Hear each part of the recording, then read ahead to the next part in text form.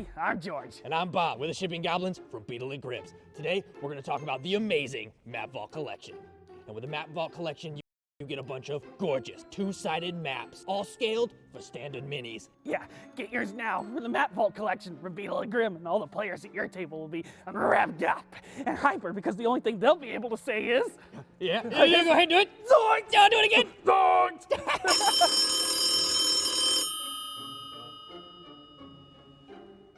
Hello? Who do you think you are? Yes, Mr. Lillard. You're just some goblin. Yes, sir. You can't just go off and use my It's your voice thing. like that. I have rights. Completely. We No just thought... rights. Oh, okay. I'm gonna take this right to yes, sir. Beetle. Hey, Grim. Thank you, sir. What happened? Matthew Lillard watches our show! Zoinks! Double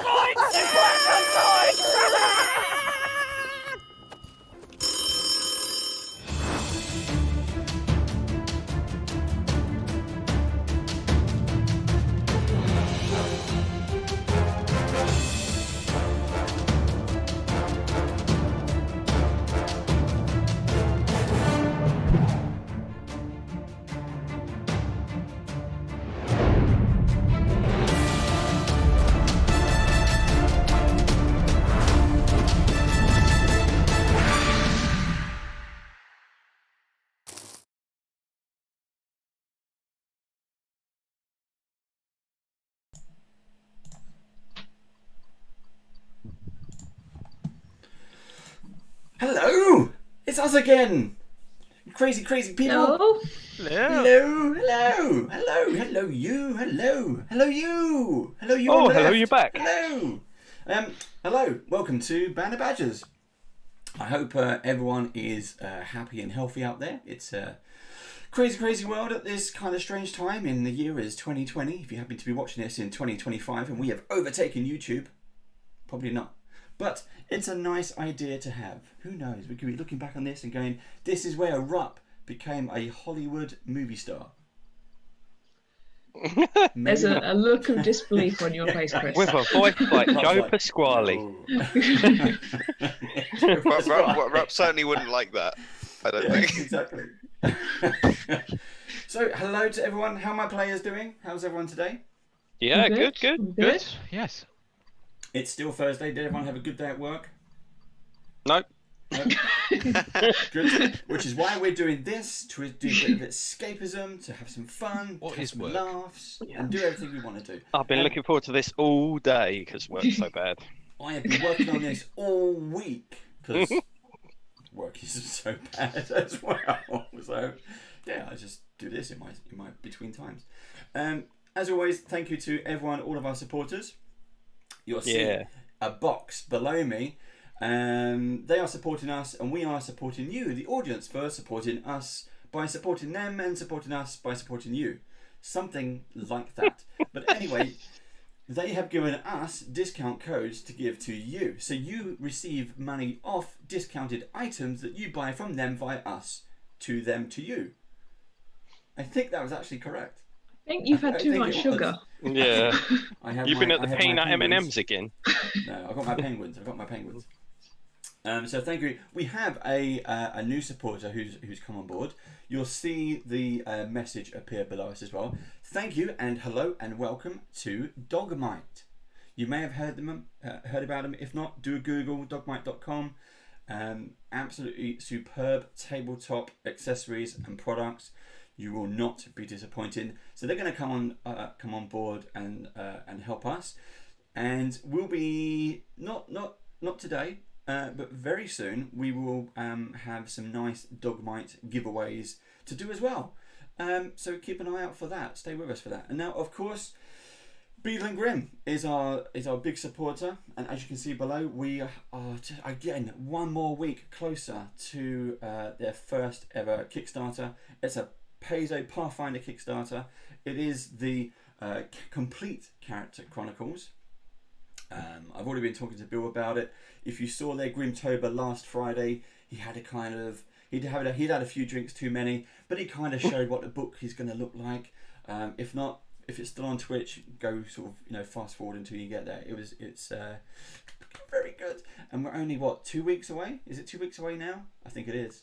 Everyone's like, so, yeah. yes. Yeah. Yeah. I looked earlier. So yeah, and check it out. Now also tomorrow, not only is it our other stream, we have 2 streams going on at the moment, our Tomb of Annihilation stream. I get to play, I'm not DMing. Joe, one of our moderators, if he's still around, he's actually taking the helm on this one. Give us a quick blast of oboe there. Go on, Dave. No, I'm going to save it. Tune in tomorrow. Oh, and I'll come on, it's so epic. And you'll get to meet Oboe, who is apparently now everyone's favourite turtle. I don't know. Oh yeah. I did one session. Move aside, and, Ninja Turtles. Yeah, it's awesome. I have no idea why, but one session was enough. So look forward to that. Now also Steve, who's currently playing Elias in this game, he'll also be joining me on that game as well. So do check that out. Now, as you know, if you're familiar with our stream, we have a few kind of free giveaways to do. We've got some t-shirts, we've got some gift vouchers, we've got some gaming codes, we've got all kinds of stuff. Now, here's a new thing that you may not have known about. We also have some of our very own merchandise. Keep an eye, keep one eye on the live chat. You'll see our friendly Nightbot. We'll leave some links down there. Go check it out. We have some t-shirts, some hoodies with our various Band of Badgers logo, plus some new stuff coming out. We've got our Tomb of Annihilation Necro Badger, done by our very own kind of Ch02. He's in live chat now. Hey, Sean. He's taken some commissions. Hello. He's done all the artwork. So if you look behind the players there, you'll see some faces. Those are the characters that Sean has done for us. We're also working on some other kind of top secret things behind the scenes. Also trying to work on if we can get like an animated trailer kind of stuff going as well. So tons and tons of stuff. Sean is a great guy. He's based in the UK. He's up for doing character commissions. He's a fantastic cartoonist. Whatever you need to do, he will absolutely bend over backwards to deliver it for you. So do check that out. He's epic. Also, we're on YouTube. If you've missed some other stuff, it's not on Twitch. We only keep it on there for I think 2 weeks. So check us out on YouTube. It's youtube.com/bandofbadgers. And I think that's about it. What else we got? I've already mentioned that. Let's see who's in chat. I need to swap my windows around. And we'll just do some quick shout outs to see who's in, who's joining us. Thank you, everyone. Thank you very much. Thank you for everyone. Thank you, everyone. Oh, Sean's in there. Hello, Gallant Goblin, Theo, Grady. Nice to see you again. We've also got, so Theo and Grady, they was on us a few weeks back. They've done some fantastic, a new adventure series, Kill Baal. Now again, in the box below, we'll have a link to it. We've got some artwork on there as well that we can show you some of the covers. Hello. And yeah, fantastic story. Do pick it up. It's a high-level adventure for D&D. Really good. Do check it out. Who else we got? Maguire Review. Thank you very much for joining us. Maguire Review is actually going to be joining us as our special guest next week. Yep. And we're really looking forward to that. He's also going to join us on Tomb of Annihilation, and that's what it is. If you want to come on and play, just get in touch. Just let us know. If you don't tell us, we don't know. We have obviously we've got our Rise of the Runelords. We've got Tomb of Annihilation. We've also got an Alien RPG game coming up. Oh, good stuff. We may even do some other bits and pieces as we get to, we've got Halloween coming. It's just a few weeks away. We might do something silly for that. We've got Christmas coming, obviously. We've got something for that. Who knows what crazy stories we're going to have going on. Blue Magnus Stormcrow. I love that name. Mm-hmm. First time here. I hope so, because I do not recognise the name. Thank you very much for joining us. Big shout out to you. Let's hope you're not a bot. Carnage. Hello. We had a chat with you earlier. Thank you very much for coming back. Mara Romano. That's such a cool name. Hello. Thank you for joining us. Ryan's back. So Ryan is normally one of our VIPs. He was one of our early guests for Runelords. Hey, Ryan. He's done some. He's based in New York. He's got some fantastic t-shirts. Not this one. Fantastic t-shirts. Go check him out at session0clothing.com. And there's also a discount code with Session 0 as well. You would have seen it, or you might see it coming up in the box below me. Trendane, hello, thank you very much. It's not a name I recognise. Thank you for joining us. Big shout out to you. Hello. Hope you enjoy it. We're starting, for those of you who don't know, this is going to be the first episode of Chapter 2 from Rise of the Runelords. If you've missed out on Chapter 1, it's on YouTube. Go find it. Go share it. Go tell the world. So where are we? Is everyone okay? Shall we begin? Are we ready? Everyone got their drinks? I haven't got a beer with me. That's a first. That's failing to prepare. It's just got plain vodka You're in too busy in a doing glass. other things. It's just a pint of vodka. No. Oh, beer okay. Well, that's chasers. fine then. Zombie ate my brains. Hello. Thank you for joining us again. He's been zombie ate my brains. Zombie ate my brain is you've won once or twice or 3 times. We have lots of various giveaways, and because we have such a small dedicated audience, it means you win multiple prizes. Impossible. It really is that good. Except Josh isn't allowed to enter anymore. Exactly. Steve, I think I'm going to pick one. I'm going to pick a winner this time. I am going to pick a winner. We are going to give away a Dungeon Fog Premium Access code. Steve, 30 days. Left. I do, yeah, 30 days. 30 days of Premium Access. Dungeon Fog is a software that we use for our battle maps. It's online software. They're just about to release, or just have released, Project Deos, a huge galaxy expansion for their software. And when Theo, who joined us last week, Theo? You mean Theo? Yeah. Theo. Yeah, what did I say? Thanos. Theo. Theo. Poor old gallant goblin mixed up with Dungeon Fog. That's okay. Yeah. I'm sure they won't mind. Theo. Wow, this really is. Are you That really sure is you haven't vodka, got isn't beer? it? Yeah. So Till joined us last week as our special guest player. Was talking to us all about Project Deos, everything they hope to do, and it's really, really nice expansions coming this way very, very soon. So do check all that out. Steve, I'm going to pick a winner. I've already said thank you to everyone who's joining us at the moment. I can see the ticket going up. Blue Magnus Stormcrow. I think that is such a superb name. Please accept 30 days premium access to Dungeon Fog. I hope you enjoy it. I hope you like making maps. If not, start. It's great. Great fun. Creative. Who else we've got? At my Prime. Thank you very much for joining us. Bill Curse, Billy Curse. I'll get there eventually. Thank you very much for joining us. Chris Moores is back. Hi Chris, how you doing? Lurks is there. Relic comes back. Thank you very much. Wow. Right. Are we ready? Shall we begin? Shall we tell some stories? Shall we do it? Shall we do try. it now? Right. Okay. Let's try. Exactly. I think we should try. Do or do not. There is no try. Do or do not. There is no try. Right, That should have been Obo's voice. I cannot do that for 3 hours. Yeah.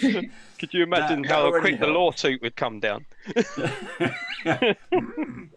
No more money you will have. No. Right. Excellent. Let's begin. So, we'll just do a quick recap. So, for all you new players joining us, as I mentioned, this is the start of Chapter 2. But let's recount what happened in Chapter 1, just to kind of refresh your memories of the players, because you know it has just been 7 days away since they wrapped this up. So let's see where we are. Now, Rise of the Runelords, our story began as our heroes, the ones you see before you, arrived in Sandpoint and took part in the Swallowtail Festival. But as the celebration draws to a close, a band of goblins attacked. I was going to say a band of badgers. That was the wrong people. A band of goblins attacked. The heroes fought off the invaders and managed to establish themselves as the local heroes. But when the bartender Omiko Kajitsu went missing, the town turned to our heroes for help. Rescuing Omiko revealed a conspiracy. Her estranged brother was involved with a group that had gathered the goblin tribes for an even greater raid on Sandpoint itself, intent on offering the town up in sacrifice to the goddess Lamashtu. After tracking the goblins to their lair in Thistletop, the heroes confronted the conspirators and defeated their leader, who was a bitter Asimar named Nualia, who also carried a curious amulet. There it is, like that, depicting a 7-pointed star. What was that star of? Ooh, you'll have to find out if you don't know. Now, as we enter chapter 2, as always, one of the things they've done, it's been 2 weeks since the events of last week. It's been 2 weeks. And our heroes are in the pub, the Rusty Dragon Inn, enjoying their lunch and catching up with one another. So, my heroes, what have you been up to in the past 2 weeks? Lots of drinking and sausages. Hey Miko, are you all healed up now from your little adventure down in the caves? Oh yeah, yes, I certainly am, Tolkis. Thank you for asking. It's always a pleasure to have a chat with you. But yes, thank you. I'm glad to see this. And get some more sausages if we can. Love those sausages here. Of course, you do eat all our sausages, Tolkis. But Tolkis. yes, we certainly will. Because how do you eat so many sausages? It's just, I'm starting to think it's a problem for you. It takes a lot to power this frame. If we were going with food to weight ratio, I think I'm pretty Yes. even at least. Master Fair Up point. has me beat on that one. Fair point. Fair point. You just need to start training like Tolkis. Yeah, I Then you'll don't be know. able to eat more. Well, I don't think I'm growing to his size. I think maybe Master Up has swallowed a bag of holding or something. I know a few people like that. It's always disappointing. Well, Trough, what have you been up to? well, a little bit of this and a little bit of that. You know, I've mainly been trying to prepare for what might come, and I find myself in this unique situation of having more questions than answers. And to be honest, that kind of scares me. You know, I like to have all the answers, and I like to have a plan, as you know, as we've Plans are tried quite to, useful. tried to discover in Yeah. the past. Quickly becoming Hannibal, aren't you? Yeah. You can never have all the answers. I mean, there's always going to be someone who's cleverer than you. Oh, I don't mind. I don't mind there being somebody cleverer than me, Well, because no, who then hasn't they'll all- have the answers. It's true, but like, you know, But you those lose, guys. and there's got to be some stuff you don't know. Otherwise, what's the point? I mean, that's the beauty and the mystery of life, isn't it? Yeah, learning new things, yes, certainly, but I don't even know how to find the answers. I don't even know where to start. You know, we stopped the goblin attack, the imminent goblin attack, and we've taken down Nualia. But is that the end of it? We found the journals and we found the papers, and I've spent, you know, part of the last 2 weeks trying to figure out what they talk about. And there's more names in there. There's Alajni, who's a Thessalonian Runelord, I think the term was, on the statue of Wrath, and then there was the Sentinel of Karzoug, and they'd taken the Freshly Core Karzoug? prisoner. Was it Kazakh or Kavor? Karzoug, sorry, Yeah. Karzoug. Lots of big names. And there's this symbol, and I pulled up what I was looking at, and it's the Sahedron medallion. You know, and there is the runes are on the medallion as well, aren't they, Dave? They are, yes. So, you know, we found this one here. That was on the statue that was in the catacombs underneath the underneath Sandpoint, underneath the glassworks. But does that mean we've got 6 more temples to find? I mean, if there's 6 more temples beneath Sandpoint, that's well, I'm surprised the place hasn't sunk into the ground. Didn't you say that you found one light up by the lighthouse? Or was that something different that you found when you were a kid? Yes, that's correct. Yes, I fell into the well, and that's where I first discovered the Sahedron symbol. But I'm wondering now whether that was merely another entrance into the glassworks.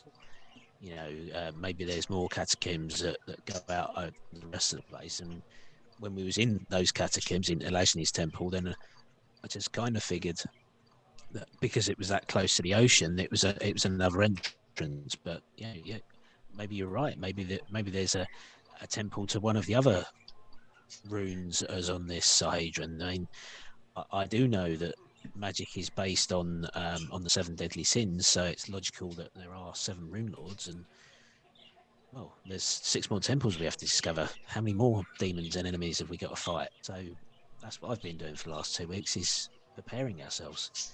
So what do you know about these Runelords? Would there be like a load of their temples all in one place, or would like this would be the area of wrath? If that makes sense. It does, and that's a really good question.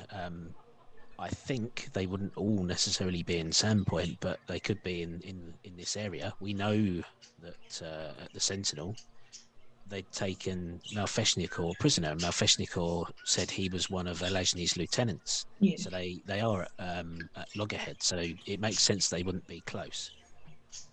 So, give me a sec. So Malfeshnikor, he was awakened or like summoned, I'm guessing, by Noalia? No. He said he was imprisoned, didn't He'd been imprisoned, but he'd been released. Or trying to be released, at least. He wasn't released yet. We came in and kind of saw his form, I'm guessing. Oh yes, the big hairy dog thing. I remember him. Yes. That one, yeah. Smelled funny. Did he? Yeah, of He had hair. burnt hair. Oh yeah. Now I remember. It was all a bit of a blur. But there was Noalia was worshipping him. Or was she trying to find him? I believe she was trying to find him, trying to access that location in the temple, because that was on the other side of the column. Oh yeah, the okay. Coin column. Right. The one that you opened really quickly. Yeah. Your mind just works that way. You're very clever like that.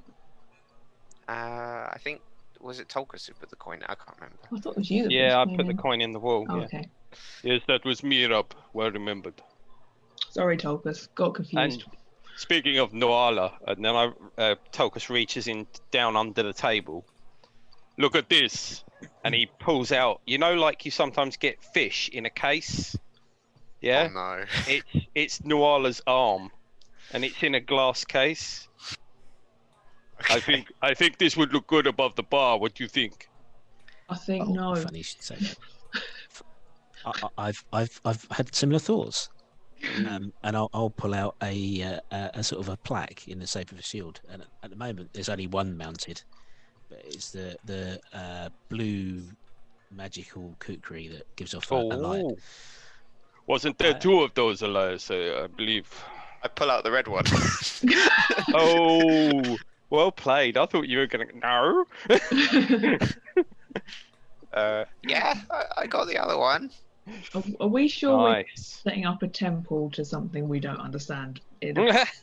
Because in my experience, when people are drunk, they will worship anything, and this could end quite badly quite quickly.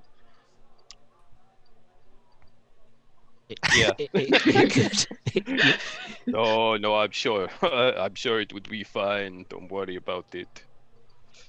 Okay, Miko, what do you think of this redecorating? Yes, it's very thoughtful of you, Tolkis. I hand it over. It's got like a bow on it, check, and I hand it over. It has been preserved. It does not smell. I mean, that's a pretty cool team coat of arms. If you have cross swords with a demon hand up the middle, right? What about the demon hand holding She just kind of carries the dagger? whole thing away on its length back to the bar. She goes to Brithana, who's there, and says, put this somewhere. No. Yeah, I mean needs not to the get actual worked. hand, but the Pride of symbol. place.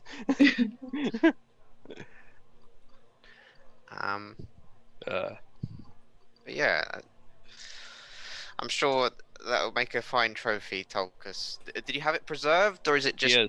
Yes, it is preserved. It is not smelly like a dead hand or anything. It's been it's had formaldehyde in it and stuff. So. Very considerate of you. I have an announcement to make, everyone. You're Okay. pregnant, brother. I have You beat written me a to it, play. Tulkas. I've written a play. It's called The Savior of Sandpoint, where Harrison Foxglove is the main character. Is he the only character, Harrison? There are a few dotted characters around, namely Yelena, Tulkas, and Elias, and Rupp. They are in the story. And Is it a retelling? It is, yes. With some artistic license, I bet, brother. Correct. And How much? and Harrison is going to perform a part of the play that he's written, so he will be doing a performance check, if I may. Oh. Miko, can I have another drink before this, please? One for More the table. sausages. No, So, more drinks? Yes, certainly. I'll Put bring some them over sausages as, in my as ears. usual. What No time is hurry. it, by the way? Yeah, This good is still point. lunchtime. It is still Yeah. lunchtime. We're Performance quite time, busy, but apparently. don't worry. I'll make sure you're all fed and watered. No, it's no hurry. It's just he's going to start performing, so we You're gonna might like need it at this. some point. Not a Harrison lot. stands on top of his chair, and Harrison. Well, I rolled a natural 20, Oh my god. Oh, so for a total of 28. So. Well, then, this better be good. Go for it. There was a man named Harrison Foxglove. That doesn't rhyme, brother. It's not a poem. Oh, okay. There was a man named Harrison Foxglove. The goblins attacked, and Harrison bravely fought the creatures. Elias and Rupp and Yelena were there, and also Rupp too. I think I Rupp was probably dead already white. said Rupp as well, but Yes. anyway, Focus that's the first bit of Harrison's play. That he hasn't really finished it, but it was the best performance that he could have done. Oh. That moment. It's okay, brother. I'm easily forgettable. I just meld into the background of things, you know. I I'm don't stand out. I'm a little lost going to the next bit, so I'm trying to find some inspiration. I mean, there's also. Did anyone know what happened to your brother? Well, yes. I don't know. I need to find out. I think I sent a letter to the Magnamar townhouse to see how he was. Quite strange for him to disappear so suddenly. Guessing you haven't had a reply. He owes us money as well. Oh, of course, because of the gambling, which I could not play because I needed my beauty sleep, of course. You owe someone else some money, right? Yes. Our rogue friend. Yes, well, when I meet him next, I will be sure to give him some coin. So I suppose, where do we go next? Do we find some more temples? Where would we find some? Well, you know, I don't know. Are we done with the sergeant? Sorry, the sheriff, is it, or who Elias, your superior? yeah, is the sheriff back or is the sheriff he still back? out? And at I that believe, moment, I believe he's. as if it was actually required, the door does in fact slam open, and a grim-faced Sheriff Hemlock walks in. He looks about the pub. You can see everyone, how busy it is, and he's looking around, and his eyes kind of land on your table, and he kind of signals to Elias. I'll nod to over join him and at the bar. yeah, I'll walk over. No, this doesn't look good. Sheriff, how are you today? Not good, my friend. I wanted to. I need your help on something. Of course. Yeah, I'm free. The rest of the party is free as well. It's the first time we've got together for a couple of weeks now. But it was just discussing all that's happened and what may yet to come. Yes, well, there may be more. There may be nothing in it, but over our past chats over the past 2 weeks, you mentioned something which was grating at the back of my mind, and I've just come from somewhere which I think you need to see. Maybe we should go and talk to your friends. Yes, of course. Come over. I'm sure they'll be glad to see you. Okay. And he follows you over. He's quite still grim-faced and dour, as Sheriff usually is. Just do this. I'll introduce you again because, of course, the last time we all together, it was just after the first goblin attack, and Yelena, our captain, Right. Harrison, of course, probably already know through facts, believe it or not, and of course, my good friend Rupp. Now much smarter than the last time you saw him. She was going to try and run him out of town for vagrancy. Last time you laid eyes on him. Never. Of course not. Surely. Good. It is good to see you, and it has been. I'm sure you haven't done this sooner, but let me first. I'll do it now. So let me first thank you again for all you've done for Sandpoint. It's quite fortunate you've proven yourself so capable, because we have a new problem I think you can help us with. It's a problem I wish I didn't have to involve anyone with, but one that needs dealing with now before the situation grows worse. He kind of looks around the bar, making sure that no one's paying any attention to him. There's a few people kind of looking over. Yelena will notice this and she'll go, do you want to go somewhere a bit more private? Or do you want to stay here? No, we'll stay here, but he leans kind of further into the table, he grabs a chair, pulls it in, he pushes the drinks out of the way. He says, put simply, we have a murderer in our midst. Toka stops eating his sausages. It's okay, Tokus. Is it one of us? Effect. It's funny you mentioned that, Master Rupp. But Harrison, I what'd you get up to? fear that whoever this is has only just begun their work. Some of you doubtless remember the late unpleasantness. How this town nearly tore itself apart in fear as a man we came to call the Chopper. Chopper's slayings went unanswered. I'm afraid we might have something similar brewing now. Last night, the murderer struck at the sawmill in town. There are 2 victims, and they are in pretty gruesome shape. The bodies were discovered by one of the mill workers, a man named Ibor Thorn.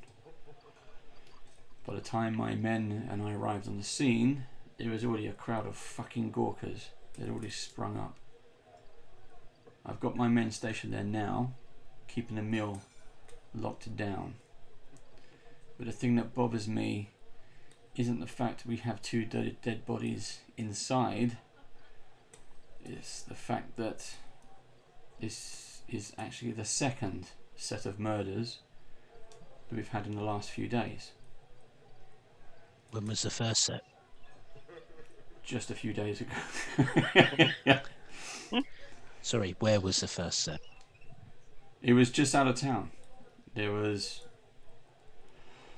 3 bodies, all men, 1 survivor, but the stories he told us seem to have driven him mad. Now I come to you for help in this matter. My men are good, but as you know, they're also green. They're new. We handled ourselves with your help against the goblins, And what we're facing now is possibly an evil far worse than goblins. I need your help.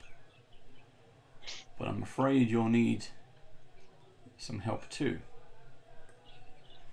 You see, and he pulls out of his... I'm afraid that this particular murderer knows one of you. And he's left you a note.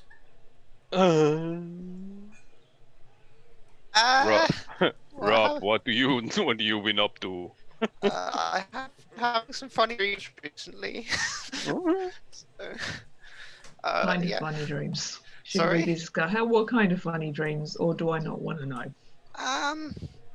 No, they're fine. I mean, my god seems to like communicating with dreams. But Oh, okay. yeah. Anyway, can I read my note? Okay, what I'll do is I'll switch screen quickly and I will bring it up on the screen for you. There you go. I'll wait for it to catch up. We're on Twitch, we're a little bit behind. Okay, so I'm looking on Twitch. So the murders that were outside of town, the three bodies you said you found, and the one survivor. I obviously know that murders in Sandpoint are rare, and the last set was at the time of the chopper incident. But what makes you think that the two are connected? It's not that the two are connected. Chopper scared this town. And he was one of us. We knew him. Yet he was going house to house and doing terrible, terrible things to people. He didn't discriminate. He attacked the old, the young, male, female, rich, poor.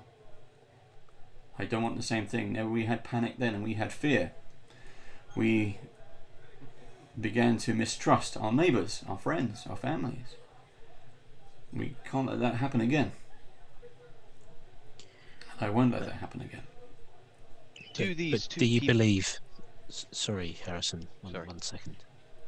Do you believe that these 5 bodies are the work of one person, or one set of murderers, or two separate incidents? Obviously, multiple murders, no matter who the perpetrators are worrying, but outside of town, it could be goblins, it could be an attack.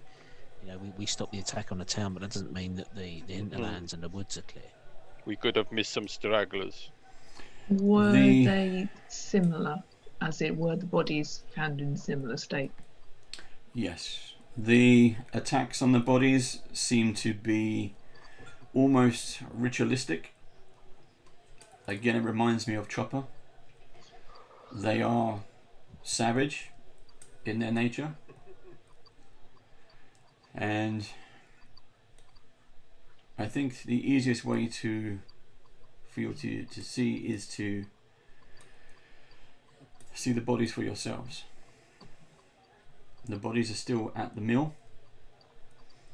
I suggest you go and have a look. I would like to keep this as quiet as possible. Now, for you to have access, I have decided to deputize all of you. You have free access to the town. But I'll accompany you up to the mill. We know we already have a crowd. I'll do my best to keep them out of your way.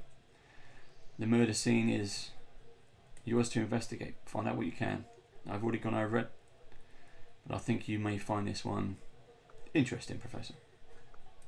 Yes, I like a problem to solve. I just wish it wasn't in such dire circumstances. Sorry, Harrison, I interrupted you. Did you have a question? Oh, it's just knowing if these 2 bodies had names. They do. I'll check my notes. Mr. Smith and Mr. Jones. The letter reads, we have spoken of this before, my master. Now it begins. Join the pack, and it will end.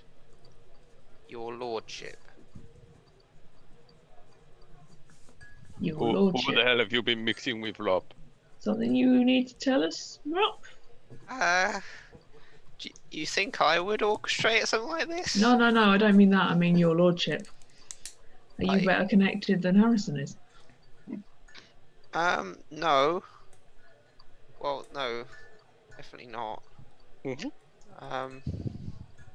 I don't bow to any lord. Apparently, this lord is bowing to you. You've been Yeah. referred to in the letter as master. Yeah, I know. I don't understand really. Your lordship. No, I don't understand this honestly.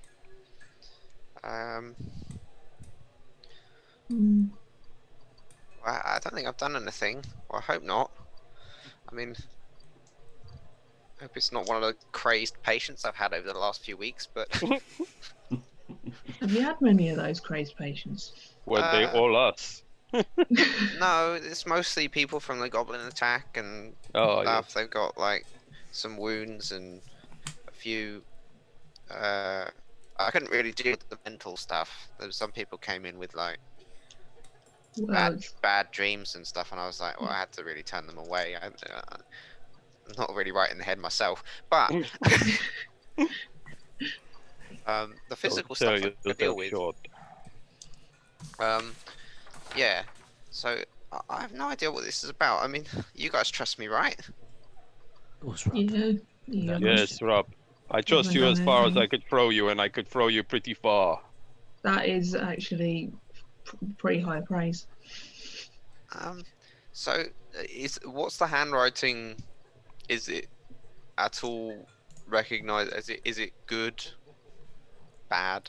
It looks it's good like the note handwriting. is. Kind Is of. that Kind is that of good blood on it handwriting. or ink?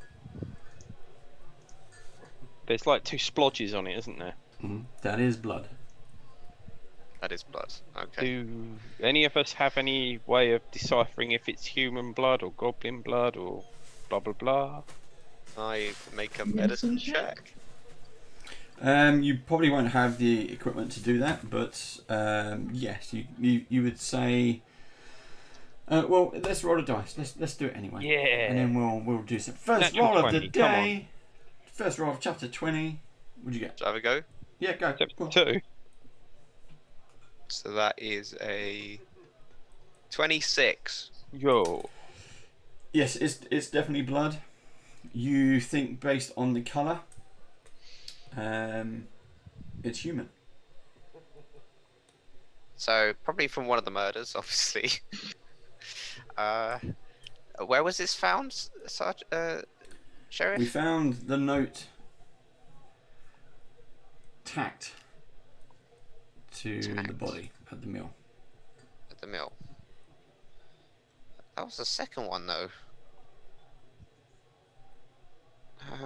Maybe trying to get attention with the first one and it didn't work. Yeah. Well, I don't know who even knows me. Can't be. If it's someone from my hometown, that can't be good. Where is your hometown, Rup? Well, it's quite a way away. I wouldn't say it's like near Riddleport, Okay. but it's not. It's a bit in the country, like, you know. Yeah. As you sort of went a little bit cockney there for a second. Well, But it's country. halflings speak weird, you know. Yeah, it's kind of a halfling village, just quite a way out. But I came to the city, to the town to get away, really. I've always wanted to visit the halfling village. They know how to party. Yeah, in their own way, yeah. I don't know if I could go back right now, but yeah, it's good. So you left quickly? Yeah, you could say that. Yeah. Okay. With Are you not- willing to say why? Yeah. I left with not much in hand. I kind of got thrown out. Okay. So not by choice you left. No, not really. I got kicked out. Went to the city. Spent a few rough weeks on there, and then stowed away on your ship. What did you do to get kicked out, Rob? I mean, that's a big thing. Well, no, mostly kicked out of my house, not the town. Oh, okay. Okay. I didn't really have anywhere to live there, so I was just kind of like, well, I'll go to the city. There must be something better there. But I didn't get like, rioted out with pitchforks or anything. Okay. Oh, I was a bit worried then. What you done? That would be a bit too energetic for halflings, I think. Chasing you with pitchforks and torches. I don't know. This man's likely to be a halfling, if he knows me. Did you ever have anyone else coming through town, or was it not that kind of place? I mean, it was a quiet life. I didn't really have much going on.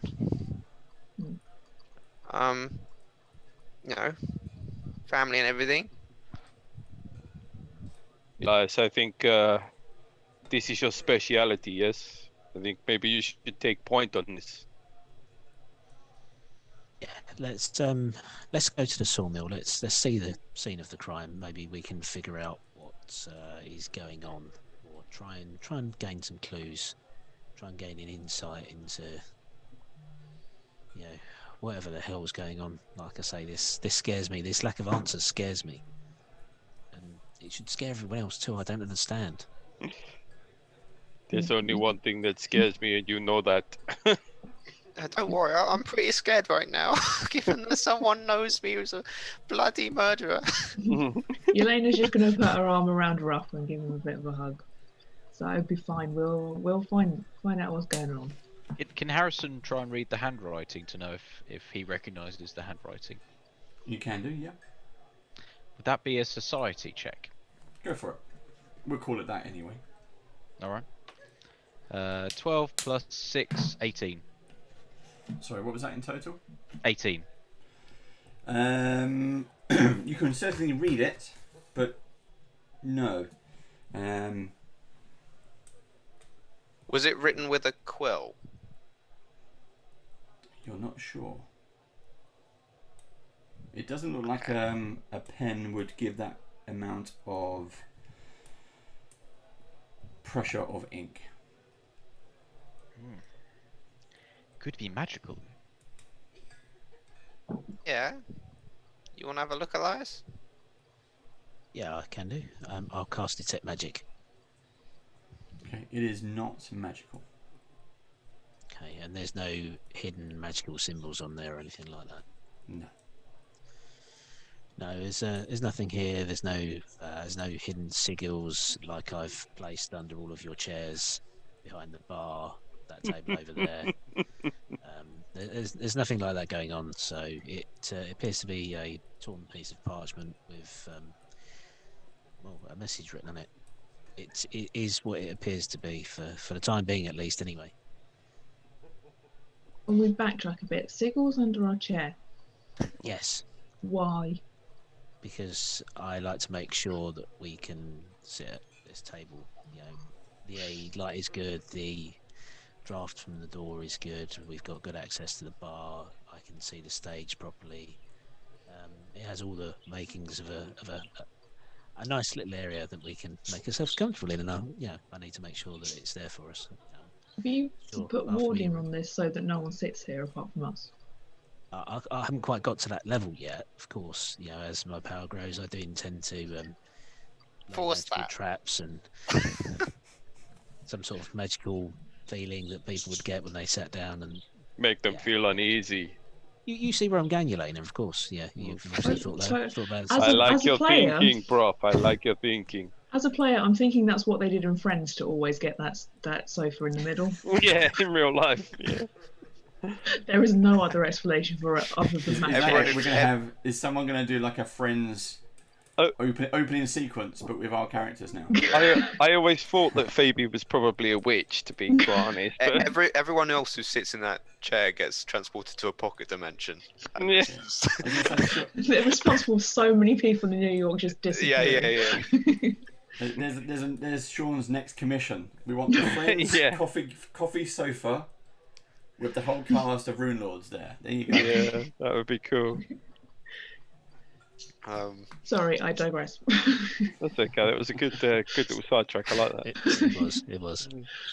So, Sheriff, I think we need to see the sawmill now. Should we head over there? Yes, take us to the scene of the crime. Yes, let's go. And Tolkas, I do hope your stomach is strong enough to hold this. You've eaten a lot of sausages there. You might. You can cleave goblins in two and laugh at it. Believe me, it'll be okay. I'm bringing some with me to eat on when we get there. As long as these bodies are not up a great height, it'd be fine. Just, I'll pray on the way. It's fine. Okay, as you actually, let's just quickly review. We have a map. If everyone still has their maps, of course. We can we review that? Do we still have it there? I was going to say, as we walk out of the pub, there's going to like whistle, and hopefully a bird is going to come down and land on her shoulder. Ooh. Elena, watch out. I think there's a bird about to poo on your shoulder. If I talk to it nicely, it might poo on your shoulder. Oh, I'm going to make a grab for one of your sausages. Is it yours? Yeah. Oh, this is new. Yeah, and it's a grey bird. Its wings are very, very dark, like a storm head. So. Oh, it's a very attractive dark, bird. and it's got like crest of feathers, which are lighter. I like this. I found it. It was injured. Not long after we got back, and I've just been nursing it back to health, and it seems to like me. So, why not? You are a good soul, Elena.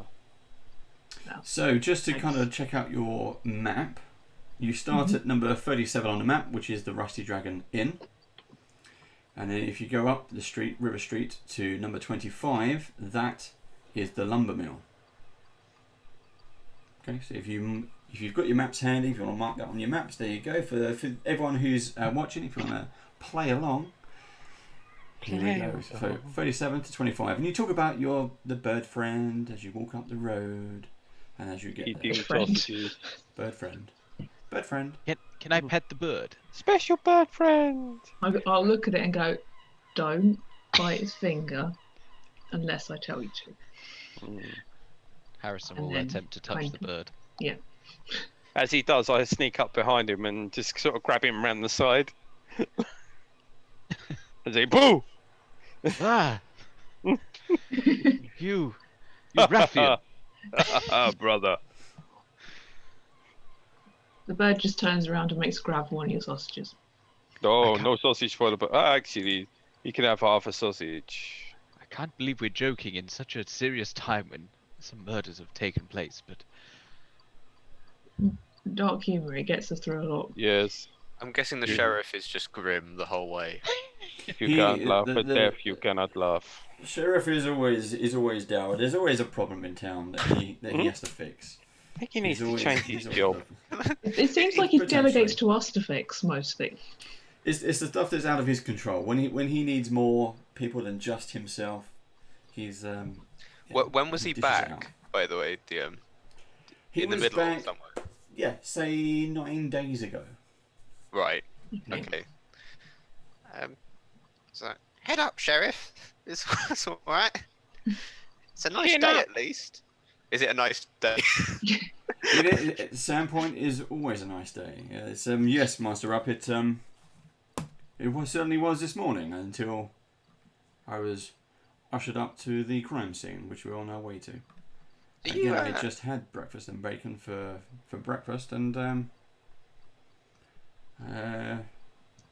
you had bacon. Yeah, you had bacon and breakfast, and you saw it again. Indeed. Did you do you have a family or people in Sandpoint that you know, friends? Yes, Master Rob, I do have friends. Rob's trying to do some of this mental health stuff as well as the physical health. So bear with him; he's Yeah. still learning. Stop digging, Rob. You're making You- it worse. Your concerns are up is noted. Sheriff, I However- have a hypothetical question. Yes, Harrison. If one were to start a fight club in Sandpoint, would there be any penalties for that said person? Yes, there If they would be, talk about Harrison. it, wouldn't it? And I'm sure if a fight club suddenly opened in Sandpoint, I would know exactly where to go. Well, of course, it's hypothetical, of course. So it could be anyone, of course, you know. look at the Brother, I bird. sometimes think you are hypothetical. Now let's move. I'll look at the bird and say you can peck him now. The sheriff looks down at Rupp and says, "Yes, just be careful of that one." Yeah, I wouldn't start a fight club. I'm here trying to set up a hospital. Well, of course, you get patience. Harrison, little stop scam. trying to rope him in. Okay, so you arrive at... It's only a short walk. Around the corner, up the street, you arrive at Sandpoint's lumber mill. And you can see most of the Gorkas. He's gathered a little crowd. There's 2 or 3 guards trying to kind of hold them, keep them back. And you see there's one guard standing outside the main door, and you probably expect there to find other guards on inside.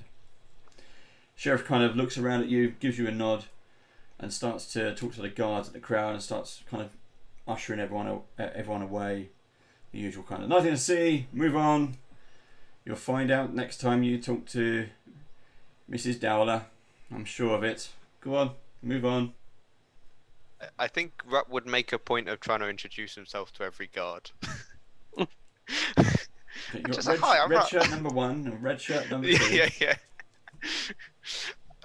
Yeah. At least try to.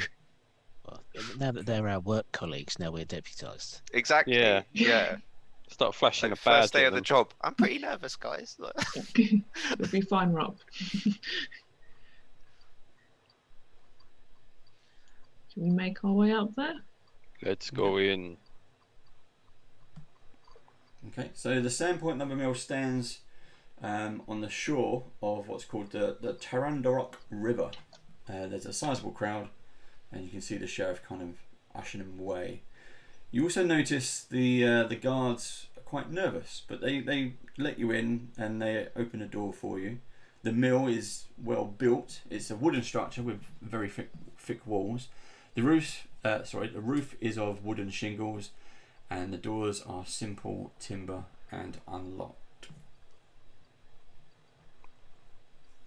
Who wants to go in first? Where are the bodies? Okay, be careful where you stand. Please be careful when you're moving around. We don't want to disturb any of the evidence. We need to sweep the entire room. We'll approach the bodies first and take a look at them, but we also need to be aware that there may be blood trails and tracks that need to be found. So You are the boss, Prof. Not very good at sweeping, I'm afraid, Elias. I'm not very good with a broom. You'll learn. You'll learn. Just scan it with your eyes. Yeah, I do not think he meant actual sweeping, brother. Oh, sorry. You know, person from the townhouse, you know, Magnamar. That sort of thing. No time to call your maid, I'm afraid. I'll open the door. Before we go in, I'll get. I think Prof should go in take first. off. Sorry, what was that, Yelena? Before we go in, I will get my bird to take off, just to not cause problems whilst we're checking. Okay, you can fly off. It's kind of like a 2-story building. It's quite a large structure. It's lumber mill, so the lumber comes up the stream, goes in, and they chop it all up. So Yeah. as you go into the lumber mill, straight away you see what appears to be signs of struggle. There's sawdust and blood splatters everywhere. You're on the main floor. There's a stairway down, and in the middle you see, just like you would in any mill, the saws. When you look down, the saws are below. They're powered by the water. So it's, you know, obviously there's no power.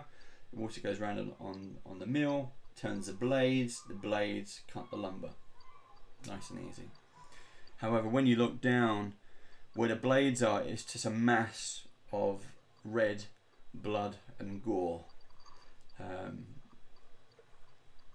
As you kind of step back, you realise that there's another flight of stairs going up, and halfway up the flight of stairs, attached to the wall, almost crucified in nature, is a man. Sheriff didn't mention the names earlier, he forgot, but they believe the bodies to be I'm going to say Bani Harker, who is one of the owners of the mill, and they believe that the mess of body below is his lover. Her name is Katrine Vinder. Harker's body attached to the wall has been horribly desecrated. The poor man have several hooks normally used to hang machinery, and they've just used him to stab him to the wall. The body is mutilated, the face has been carved away, and the lower jaw is missing entirely. His bare chest is also defaced as well, bearing a strange rune in the shape of a 7-pointed star. I imagine Elias's eyes just lit up. Or his face dropped. Inside you notice there's a strange smell all about the place. A smell, a lingering scent, what smells maybe of decay. Smells as if an animal died somewhere in the room and its remains were allowed to ripen. You also find in the middle of the floor, for no apparent reason, there is an axe. So, What type of axe is it? it's a big wood chopping axe. Oh, like a large hatchet. A large, yeah. Yeah. Does the axe look bloodied at all, or is it just? It is. So Harrison goes over to investigate the axe. As I said, the hand axe is embedded in the floor. The handle is covered with what appears to be bloody finger marks. Well, cause of death is not really a problem, I don't think, Elias. Would you say? Well, no, not necessarily. But we don't want to take our first observations as the truth. We need to look deeper. This is obviously a crime that's not just a murder, but an intent to make a statement. Why would the man be pinned to the wall unless he was being punished? The sheriff has told us that the body downstairs they believe to be his lover, Katrine Vinder. What do we know about her? Is she married? Is this the act Was of he a jealous married? husband? He married? Was he married? It'd probably take some strength to lift a man and pin them to the wall. So does that mean it's more than one person? Or is someone able to magically enhance themselves? A bit like you done with Tolkus? Indeed. Which Vicious is rumours. it's a scary thought that somebody wielding magic could do this as well. Would there be any residue of the magic left if it was magic used? Only if it was permanent or ritualistic in nature. If it was an immediate effect, like when I make you into extra large Tolkus, there wouldn't be any residual magic. Let's split up. Let's investigate the scene.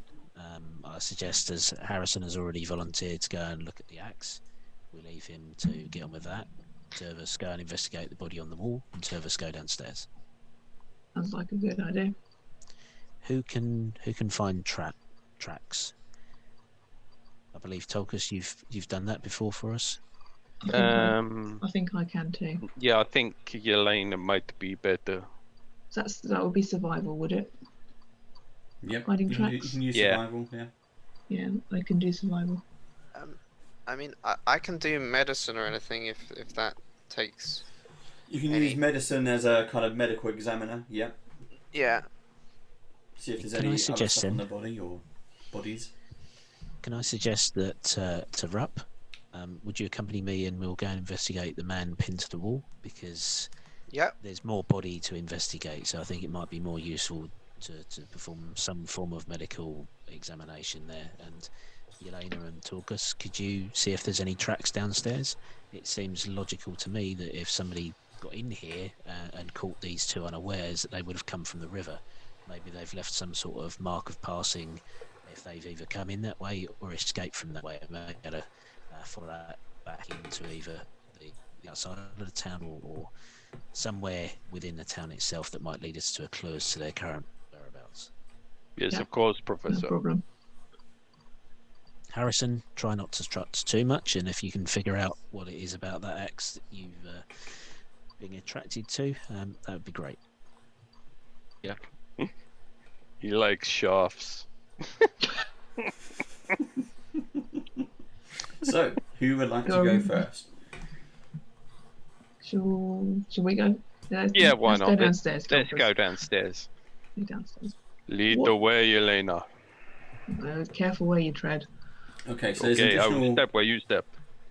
an additional stairwell downstairs, Mhm. leading you down, and it ends in a door, and there's a very kind of pale-faced young guard. He's obviously upset. You can see him sweating. He's kind of keeps thinking about what he's seen. He's obviously looking a bit, but he stands to attention. He's doing his duty. Are you okay, son?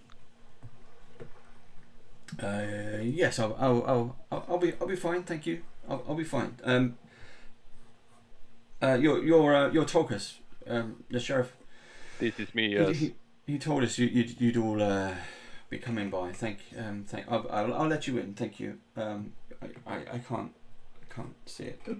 Can I make a recommendation? Maybe you sit down for a little bit. You can still Yes. keep watch, but sit down, because if you Yes. do pass out, it's Have not a sausage. good to go. It will make you feel better. Torkus, don't do that. Don't do that. Yeah. And then he goes running upstairs. You hear the door, the main door, bash open, and he goes running upstairs. You even hear from where you are. There's a pier going along, sort of further up. You hear. I'm impressed he made it that far, to be honest. Yeah. Got a stronger stomach than I thought. Don't know what he was thinking. Okay, let's go in and have a look. Okay. We'll Okay, push so- the door open. What you see inside is maybe like 6, 7, 8 huge blades which are circular in motion. They just grind like teeth.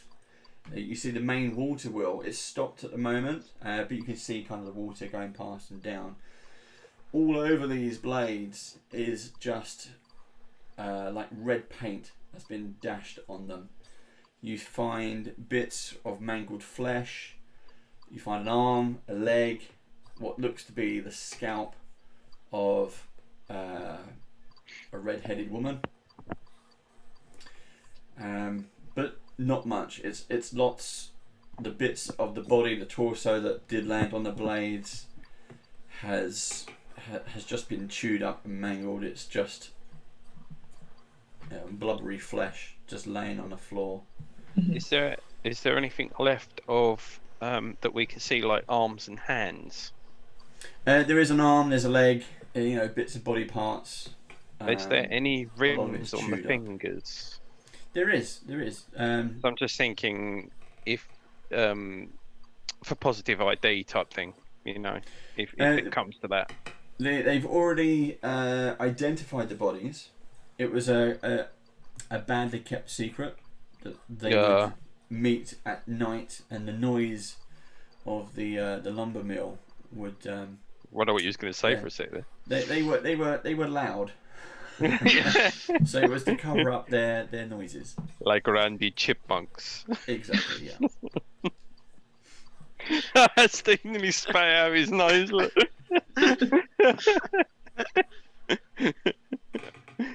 Right, so we don't need to worry about the identification, Elena. Do you want to check for tracks or Yeah. any other signs of someone else being here?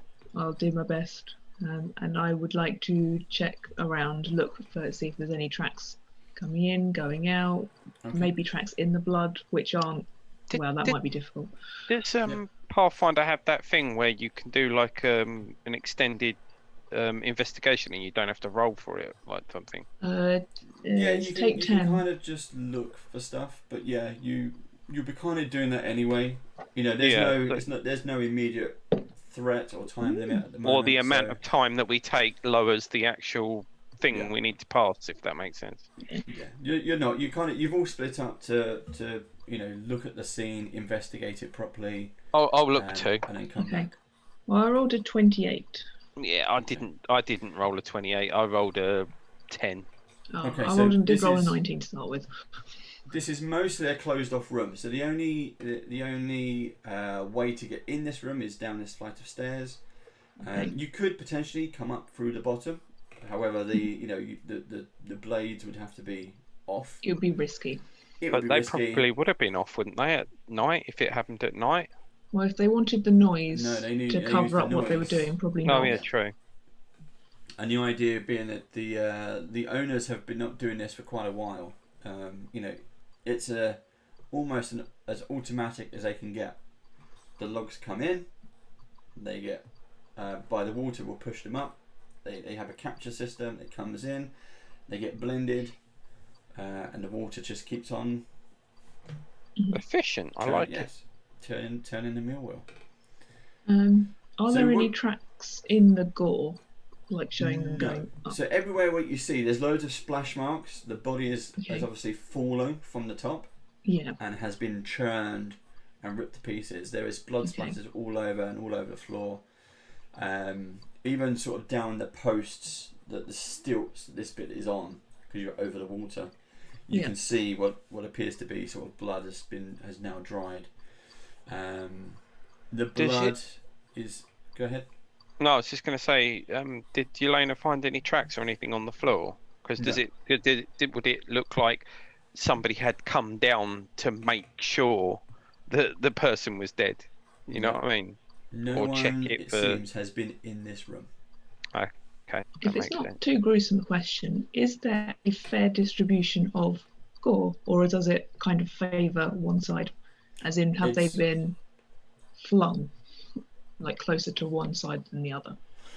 No, I think what you're looking for is where did they hit? They weren't purposely killed in this room. They were flung from just above. flung through the hole. Okay. And landed on top, so gravity did it. Yeah. And we have our murderer. It's gravity. We just need to find him. Pesky gravity. However, it is a very gruesome way to die. This is not a nice thing to do to someone. It's not nice, and I think this is going to be a dead end down here. No pun intended. I was a bit worried that you were trying to make jokes then, Tolkien. No. Should we go back upstairs and let Professor know? I think everything that happened up there. Okay, so while you're downstairs, who wants to go next? Harrison is going to be walking around the axe that's embedded into the floor for about, I think, a couple of circles, working out possibly what to do with the axe. Okay. You walk around in circles a few times, staring at a bloodied axe. Insult the axe. Call yourself an axe. So a question about the universe that we're in.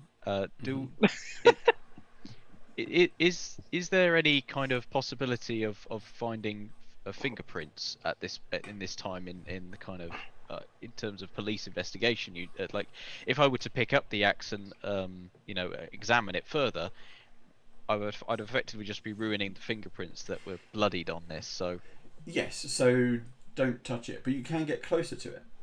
yeah, okay, that's what I was thinking. I don't want to rip it out, but I do want to investigate it further. So Yeah. I will do that. Okay. So 17 plus 9. Be careful so, how you handle the shaft. So 26 That's perception. fine. So while you're kind of walking around the axe, you notice two things. You don't just take in the axe. You do the whole Sherlock Holmes thing. You take in the whole floor as much as your brain allows you to. You start to take in the murder scene, and you can see signs of a struggle. You can see that there is one person in the room. There are footprints and splashes of blood. There is straw dust. You can start to see where the attack may have occurred, and then the struggle as it moves across the room. And then you kind of realise, the axe, there's a hook on the wall. Two little L-shaped hooks. That must have been where the axe would have been. So as you look around, there's more of the sawdust has been moved. There's 1 foot there, 1 foot further back, which means whoever went for the axe stretched to get it, and then they've got it, and then there's a fight. Then you see that as you look at the one, you notice two things. So one, that one of the footprints is barefoot, and when you look closer at the axe, you realise there are fragments of what appear to be flesh and bone still caked onto its blade. And as you get right up close to it, you realise that that sense of smell in the room, that decaying smell, is actually coming from this piece of rotten flesh on the axe. Can I examine the flesh further? Yeah, without touching it, it looks like rotten flesh. Not exactly sure what you're trying to... I was trying to deceive whether it was human flesh or non-human flesh, or impossible to perceive. It looks like human flesh. It's not furry. Right. Okay. So I'll explain all of this to the rest of the group. I'll say that I think I found something. I analysed the room, and there were signs of a struggle. Some footprints. The sawdust was disturbed. One of the footprints was possibly barefoot, and there were signs of a struggle. And there's some flesh on the axe. I don't suppose anyone can kind of help me put some things together, but it's all a bit muddled. But maybe we can make sense of it all. If you hold that thought, Harrison, I think I have the perfect job for you, and I'll explain everything in a moment. Okay.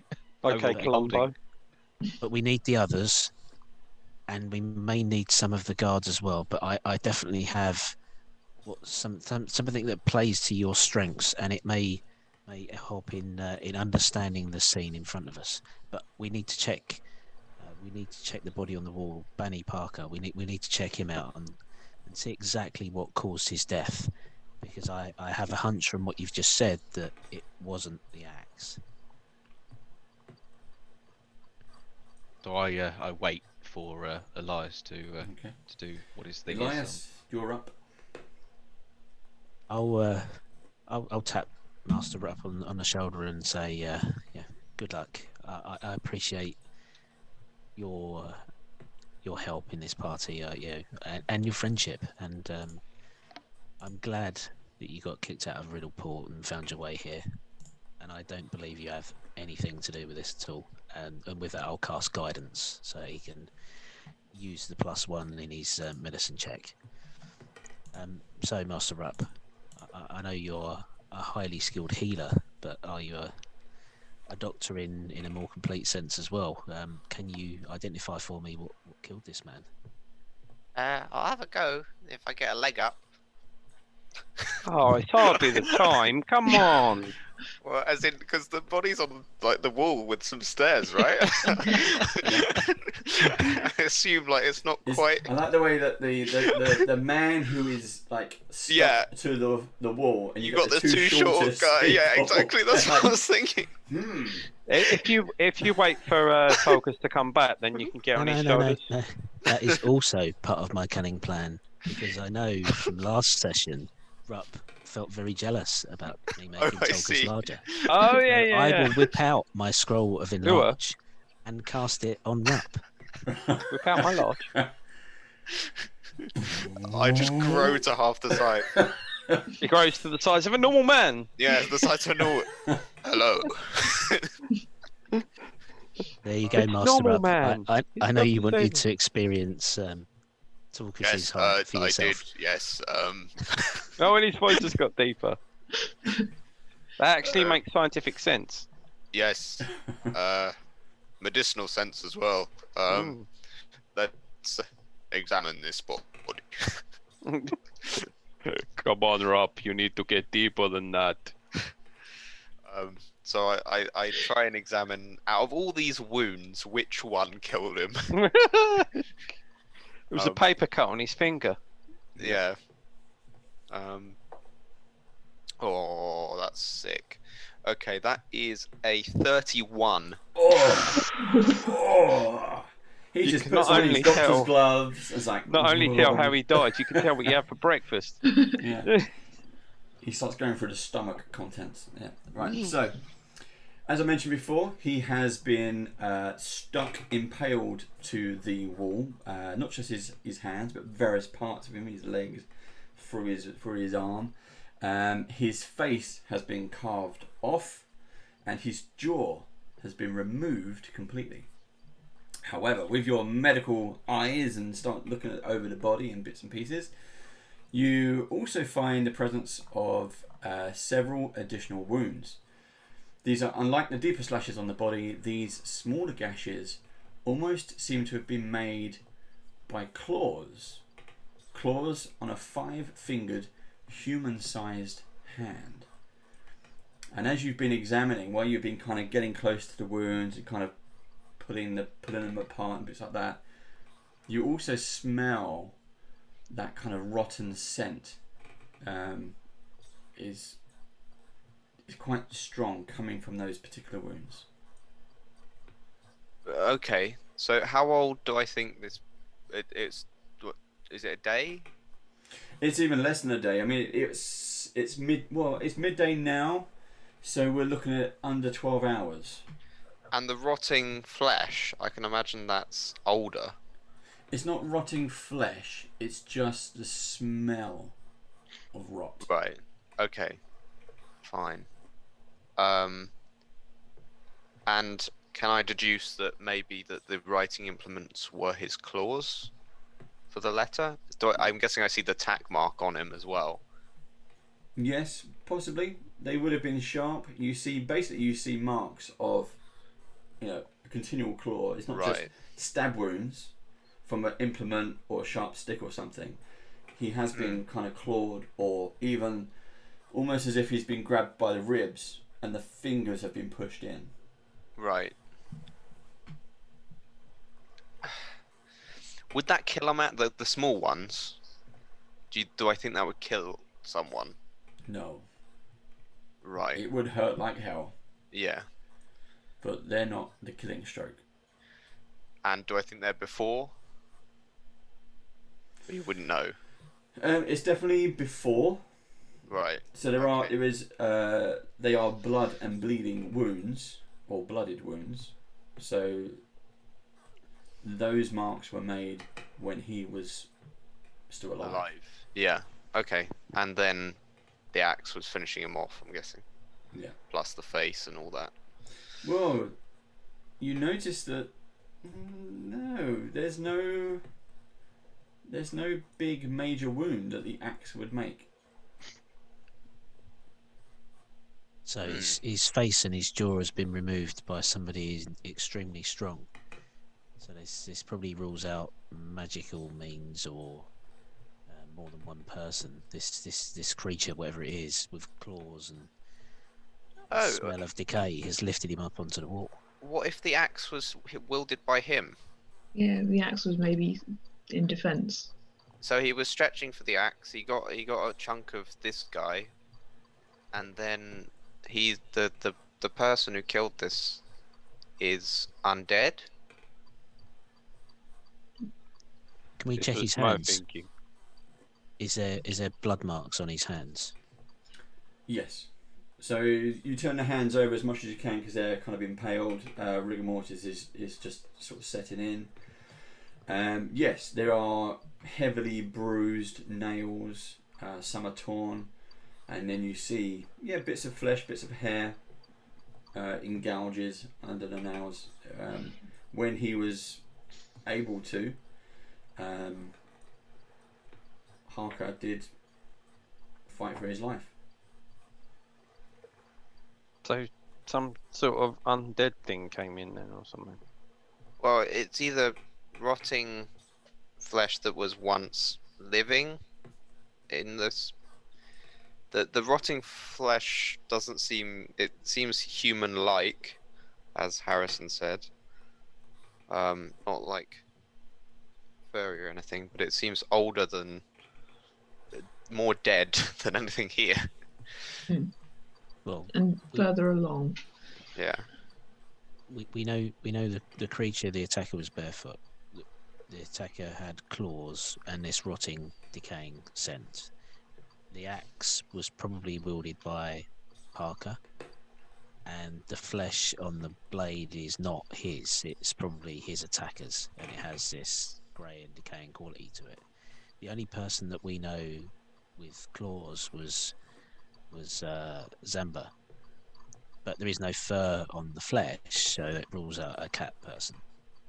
So we're looking at some other type of creature that has claws and decaying flesh. So I think undead or something along those lines is a good guess. Just When the flesh comes away from the fingers of the undead, they get like claws, don't they? Sharp bones. Hey, possibly. This might sound a stupid question, of course, but is there a way that we could speak with the dead, perhaps? I've heard of it, but not now. Not, Maybe that could reveal something. That's a good idea, Harrison. Yeah, a wonderful idea, but yeah, I don't have the means yet. I would say that is such a good idea. I will allow you to have a hero point, Harrison. Well done. Ooh. Sweet. Is there Come on, anyone Rob, in make town them who talk. might be able to? What was that, Elena? Is there anyone in town who might be able to do it? Is there a Priest. pastor, Ta-da, priest? the sheriff. At the cathedral? There is the priest that you met on day one, Father Xantus. Father Xantus. He could certainly do it. Is it worth Could, asking him, do you think, Professor? I believe so. Yes. I think Harrison has something else that may unlock a clue for us as well. Harrison, your recent venture into what you would call playmanship. Yes. It leads me to believe you may, after your performance in the bar, may be a better director, maybe, than a writer. Mhm. I understand you've had a look around the scene, and you've definitely unlocked something about how the events unfolded across the room. What I would like you to do is using us as your actors and maybe some of the guards, is get us to move across the room in the way that you believe this all unfolded. And if I might, stand at the back and observe what goes on, we might be able to try and figure out which way the creature left. If you can puzzle that out by the tracks and the movement of the sawdust and the blood splatters that you've found from searching around the axe. I can do my best, yes. Given this guy has a lot of wounds, I think you should play. Play the wounded. So Harrison will beckon in some of the guards and try and position, or at the least guards. Yeah, or at Okay, least- yeah. as per Elias's commanding. I think they're going to be sick. It's like, Okay, I will Don't use offer them any food. I will use Tolkus and Yelena as my two budding victims, and I will attempt to kind of point them in the directions that they need to go, and where and I will be the creature that potentially comes in and attacks based on where I'm seeing the footprints and the attacks happening. So do you want me to roll for that? Yeah, go ahead. Performance. You can do that. Let's go for it. All right. Yeah. You are directing them. Yep, 17 plus 8, so that's a 25. Yeah, you seem to position them quite well. So you're trying to show everyone the positions that the conflict was in, so they can all kind of see it as you believe it to be seen. So you do that, yes. However, you have also disturbed the scene of the crime, because they have also now moved all the sawdust around and all the tracks and everything. Well, Elias, I believe I've hopefully shown you what's happened, but I think we've disturbed the evidence. So I think we may need to find some other avenues. Unless you have an idea, of course. Good. Yes. So we know one of the bodies went over downstairs and fell on the saw blades. So for all of that performance, did we see whereabouts the body may have fallen from? You know, is there like a handrail or somewhere we could go to investigate?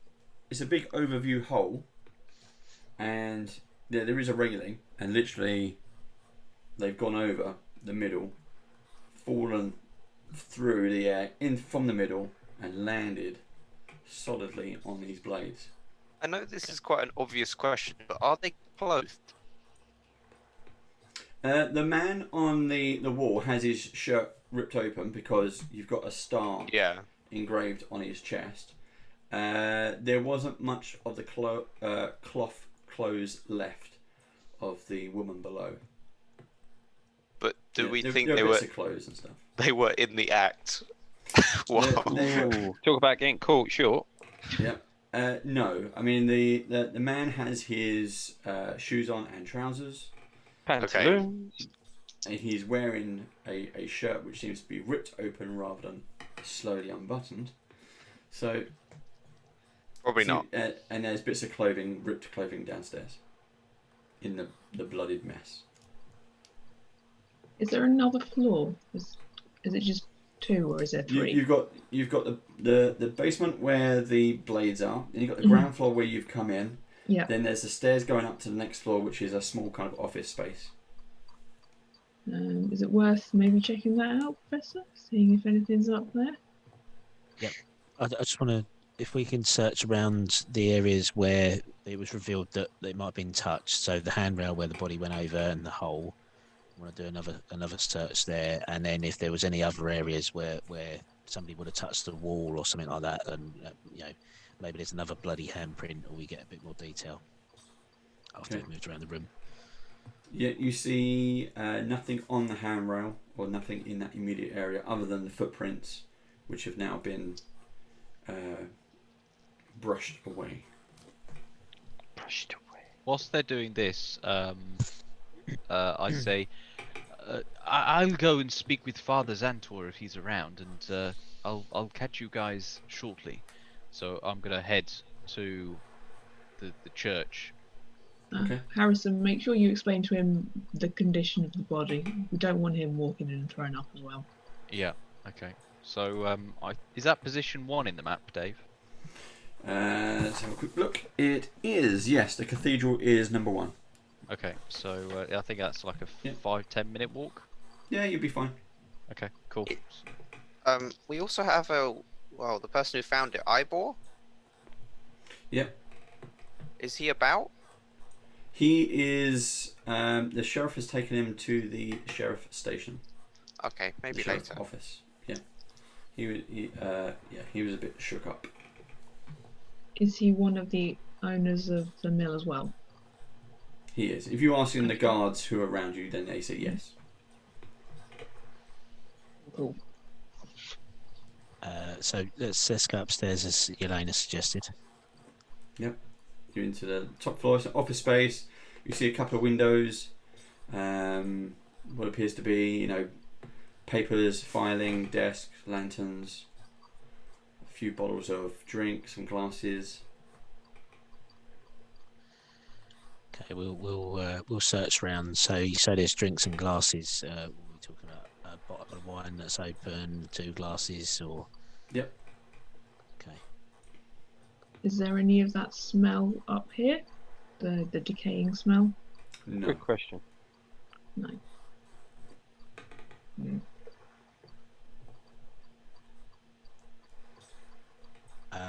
So I wonder if they was having food and drink up here, and then they heard something downstairs, went downstairs to confront the intruder, and that's when it unfolded. Any papers lying around on desks or anything like that? All kinds of papers, mostly kind of bills and plans, orders, architect plans. Anything that would indicate that they were in financial trouble, or No. threatening letter or anything like that? In terms of the work itself, they're actually doing very, very well. I mean, this whole kind of automated service they had going on, almost 24 hours, that was pretty good. It upset some of the close by neighbours because of the noise, but other than that, Okay. Are there any windows? yeah, you got two windows in the upper office. Are they both intact? They appear to be. Okay. And downstairs, were there any windows? No windows downstairs. No windows. Professor, is it, or Rup, is it worth checking the door to see if maybe someone picked the lock? Is that something you might be able to see if they're done? Yeah, that's a good idea. I'll go and investigate the lock and see if I can see any scratches around it, or if somebody's attempted to force a lock or lockpick it. Is the father at the church, Dave? You're not there yet. Okay. Let's see what I'm they still get up to. walking. You're still walking. Taking the scenic route. Yep. Yeah, I got lost. Would you like me to make a thievery check? Yes, please. That's a 16. No, you're not sure. It's a good sturdy lock. It doesn't look tampered. It's definitely well worn. If it was forced or not, you'd imagine it to be broken. If it was picked, you can't tell. And are either of them married? The sheriff described it as an affair, but are they married or are they both single? No, they were both single.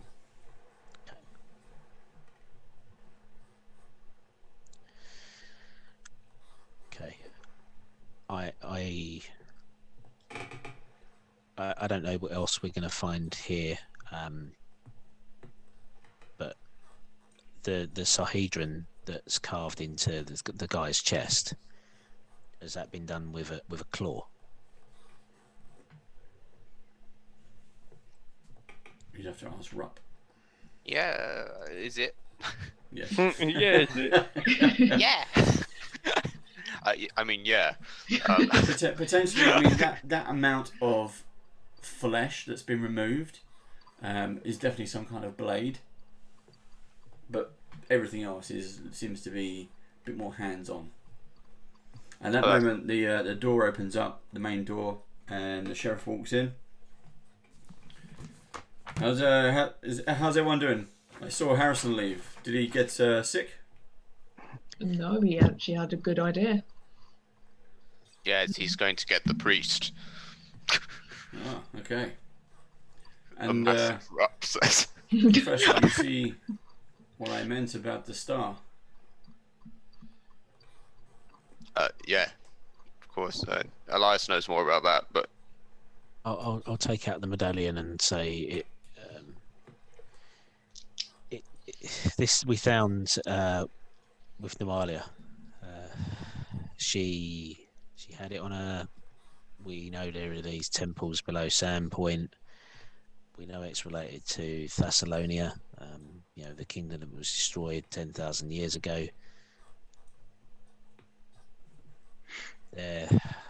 I don't know why it would be on a murder victim. I don't know why it would be on the owner of a mill who was here seemingly having a illicit assignation with his date. I don't know. I don't have all the answers, but you may not have all the answers, Professor, but I'm sure that possibly I know someone who might. Have you heard of a Mr. Quint? So this was going to be my question to you earlier before you revealed that you wanted us to come and investigate a murder, and I got distracted. But Zamba mentioned that he'd been studying Thessalonian law with a Mr. Q here in town, and I wasn't aware of who Mr. Q might be. Yes, that certainly would be Mr. Quint. Well, if he's the local scholar and expert, this Sahedron and what it means, and indeed what these runes mean, because we've discovered one of them in one of the temples. If he is the expert, then I think we need to be speaking with him. Well, he is in town. He lives here. He's down. He's the last house on the left, just in front of the old light. You'll certainly find him there. He's always there. Scholar, yes. Expert, I wouldn't know. But certainly. Did you check outside at all? No, we No. got it, haven't we? No, Okay. not yet. So I suggest you go see. His name is Brodert. Go see what he has to say. Maybe he can help you where I can't. My men continue to look outside and search. We found some footprints.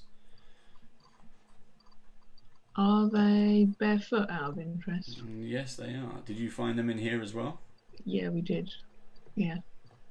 Whoever it was seemed to have scaled the wall outside, coming through one of the top windows. Oh, so they got in. But the top window wasn't damaged, was it, Elena? No, it wasn't. No, but they both seem intact. Were the windows They open may have been open. Were the windows open when you came here? No, windows were closed when I came here, but it's always a nice, cool night air, I would say. Someone tidied up after themselves, maybe.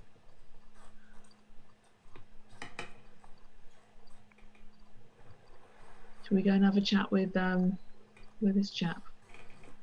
Quincy MD, innit? Quink. Brodert Quint.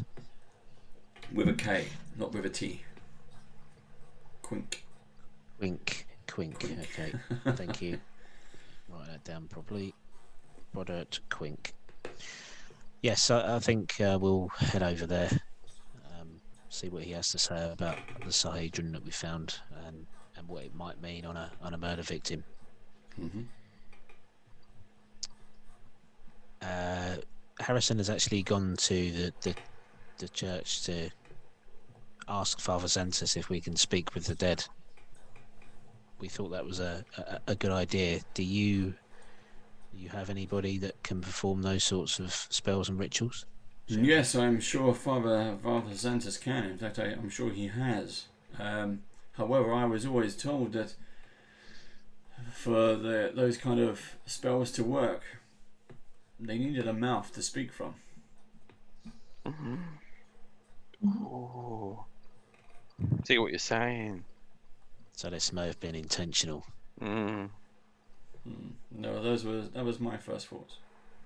The other Which is why I wanted to get you more involved in this. Tell no tales. So, I suggest Sheriff, you. sorry, the other victims, were they similarly defaced? No, they were horribly mangled. They still have the star on their chests, but no, you're right. The jaws are intact. Does that suggest that maybe this guy knew who the attacker was? It's plausible. Would the father be able to talk to one of those? Do you know? Quite possible, yes. I mean, even if we can get some kind of description, at least we know what we're looking for, even if not who. We can certainly try. Okay. And the letter that you presented with Master Rupp, where did you find that? That was pinned to the late Mr. Harker there. Okay.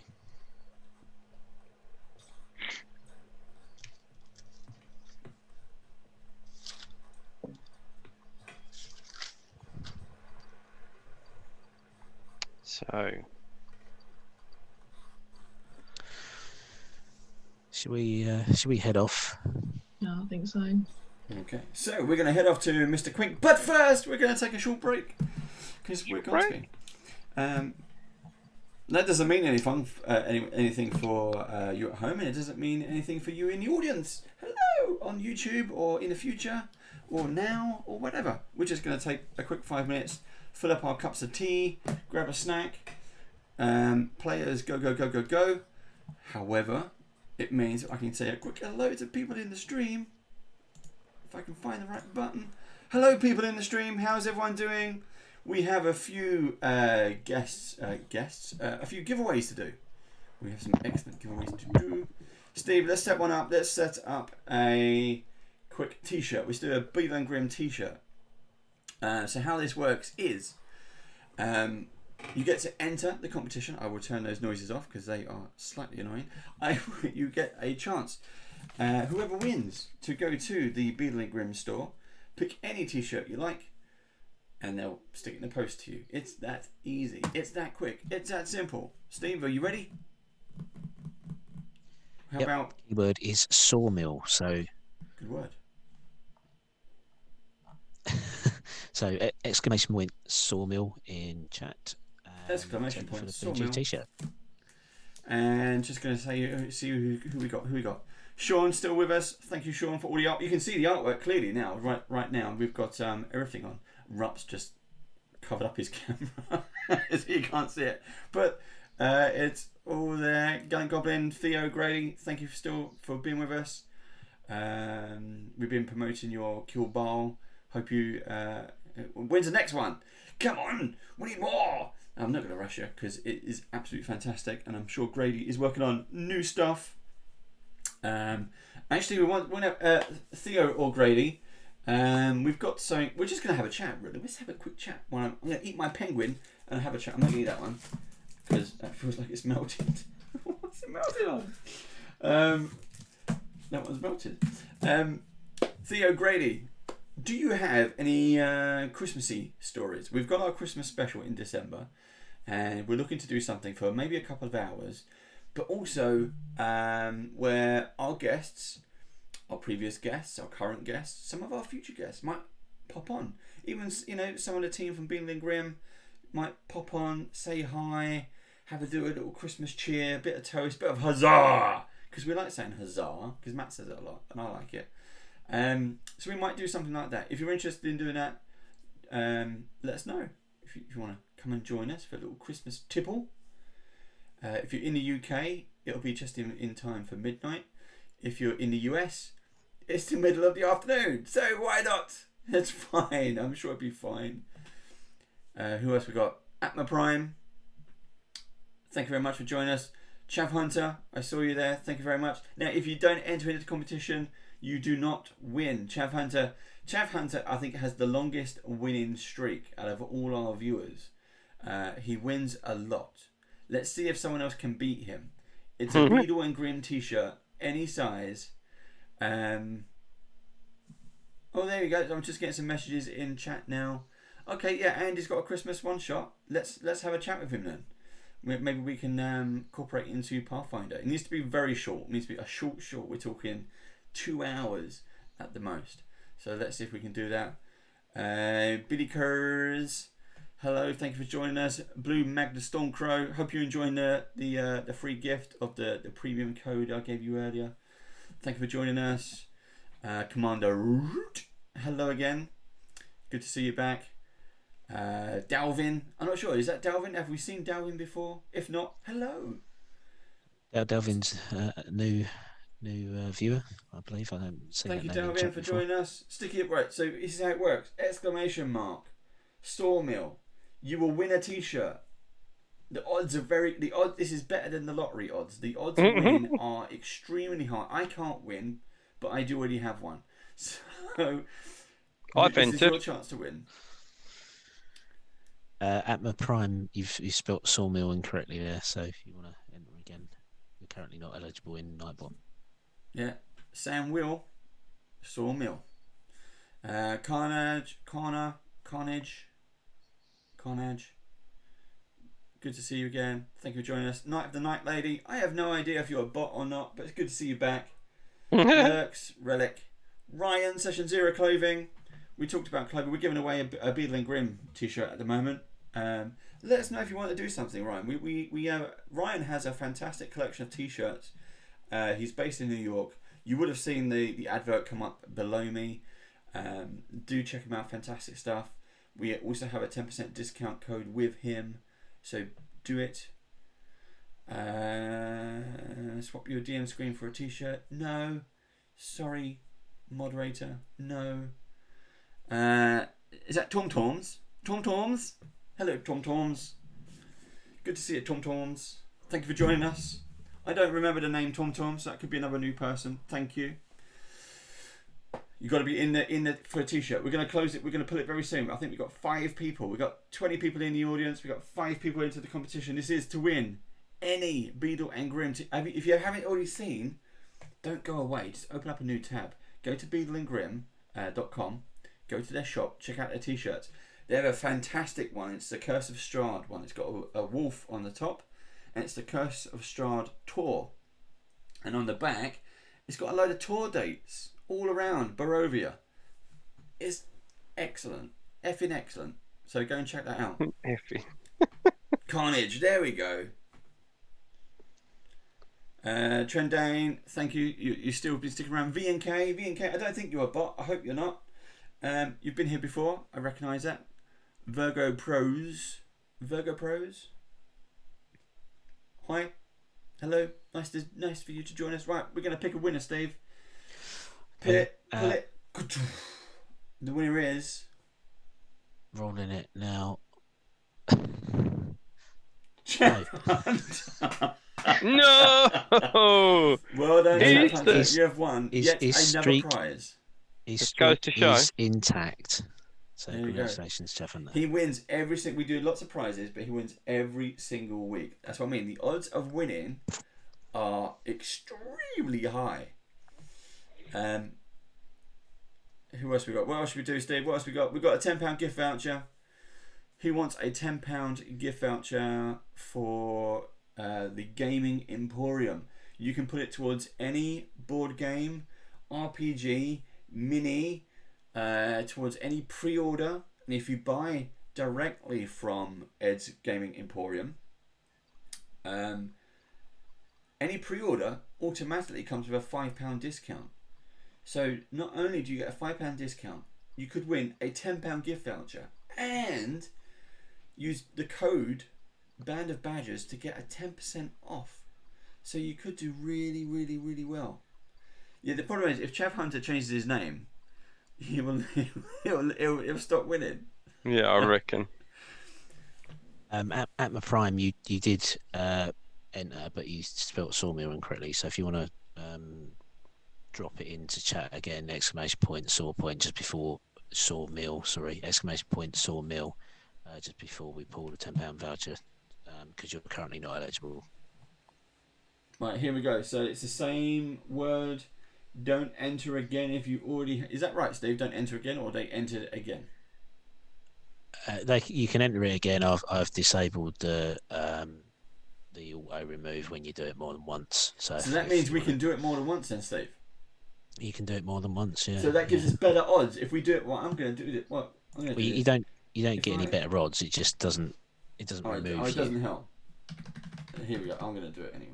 There we go. But please make sure that you do stick it in this is for the £10 gift voucher, and also let's have a quick chat about Beadle and Grimm's.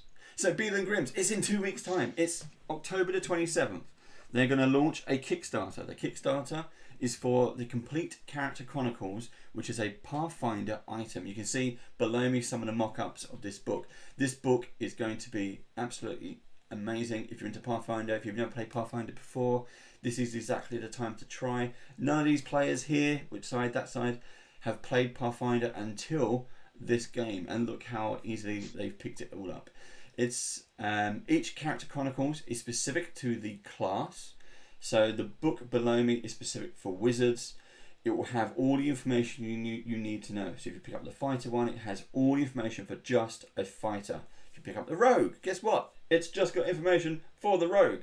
But it has all the core rules, spells, skills, everything you need to go up a level to create a character for that particular character class. Plus, you get even more. You get things like a birth certificate and a death certificate. It's a fantastic big volume. Has one of those kind of string bookmark things. It's looking lovely. So we've got 2 weeks time before that opens up. So make sure you get on the emailing list, which will be the early alert system. So get onto that as soon and as quick as you can. But you'll see below me the pages going around, coming in, going out, going round, going back again, all kinds of things. So yeah, I think do check it out as much as possible. I'm swapping my headphones around because they keep beeping at me. So we'll see is that going to work? I hope so. It worked. I just heard Tolkis laugh. There we go. So anyone else got anything to say? Shall we crack on? Thank you everyone who entered the competition. Thank you everyone for joining us. It is always appreciated. Remember, we've got Tomb of Annihilation kicking off this. Is it? Yeah, second episode tomorrow. We've got loads of comments about it. People really did enjoy it. People liked the choice of characters we had. We had Ryan from Session 0. He's in chat now as well, and you've seen the adverts come up in the box below me. He joined us as a guest player. If you want to be a guest, do you want to be a guest player? Would you like to come on and play? Just come on and play. Just let me know. Get in touch. If you're on Twitter, it's @RPGBadgers, or just send us a message on Facebook /BandofBadgers. Come and find us on YouTube /BandofBadgers. There's a bit of a theme going on. So let us know if you want to come on and play. Fantastic. If you're a writer, an artist, a creator of some kind of RPGs or games in general, come on, come and have a play. Come and have a play. Come have a chat. And you do some Q&A with the audience. I think the amount of stuff that Chav Hunter has won, I think the only way we can stop him winning is to get him on as a guest. I think we might have to do that maybe before Christmas. We'll see. Let's swap that around. So again, check out Beadle and Grimm's Complete Character Chronicles. There you go. So beadleandgrims.com/Pathfinder. There's an email address thing. Put your email address in and you'll get the alerts as they come out. It's just 2 weeks time. 2 weeks time. Frost Maiden, if you hadn't already bought the Platinum edition of Rhyme of Frost Maiden from Beadle and Grimm, it's being packed up as we speak. So if you're in the UK, what is it? It's just gone 11 PM. They're still at work. They're still packing those boxes. That's what they're doing for us. I've ordered one because I like it. Cool. So do you want me to roll this? It's Ed's, yeah, go. Pull Ed's it, gift pull voucher, it, yeah? Pull it. Right, let's go. This is a £10 gift voucher. He's based in the UK, just one. but he ships internationally. So wherever you are, or you got, just he can ship out to you. He's not UK exclusive. So Carnage has won Ed's Well done. gift voucher. So, Well done, Carnage. You don't need to give me your email address. I already have that from the conversation we had earlier, so that's fine. So Carnage, are you based in the UK? Are you based somewhere else? Let us know. Also, Carnage, just to let you know, because you won a £10 gift voucher for Ed's Gaming Emporium, we were talking to Ed earlier. He's also He's got access to our Band of Badgers Facebook. He put a post up there earlier of a new, I think it's by WizKids. It's a new giant WizKids mini, fully painted, and it was Orcus. It's with all the discounts plus that £10 gift voucher, you'll probably get it for less than 50 quid. It's really nice. I mean, it's huge Orcus thing with the huge wings. Looks amazing. So something to spend your Christmas money on now. Well done. See, okay, Carnage is in Canada. I've got screens over here. Sorry, Carnage is in Canada. Yeah, he does international shipping. So you've just saved yourself. Take a little bit longer to get there, but you'll still get it. Yep. Well, you order now, you'll get it in time for Christmas. Just about. Yes, pretty much. Christmas shipping. Cool. Right. How are we all doing?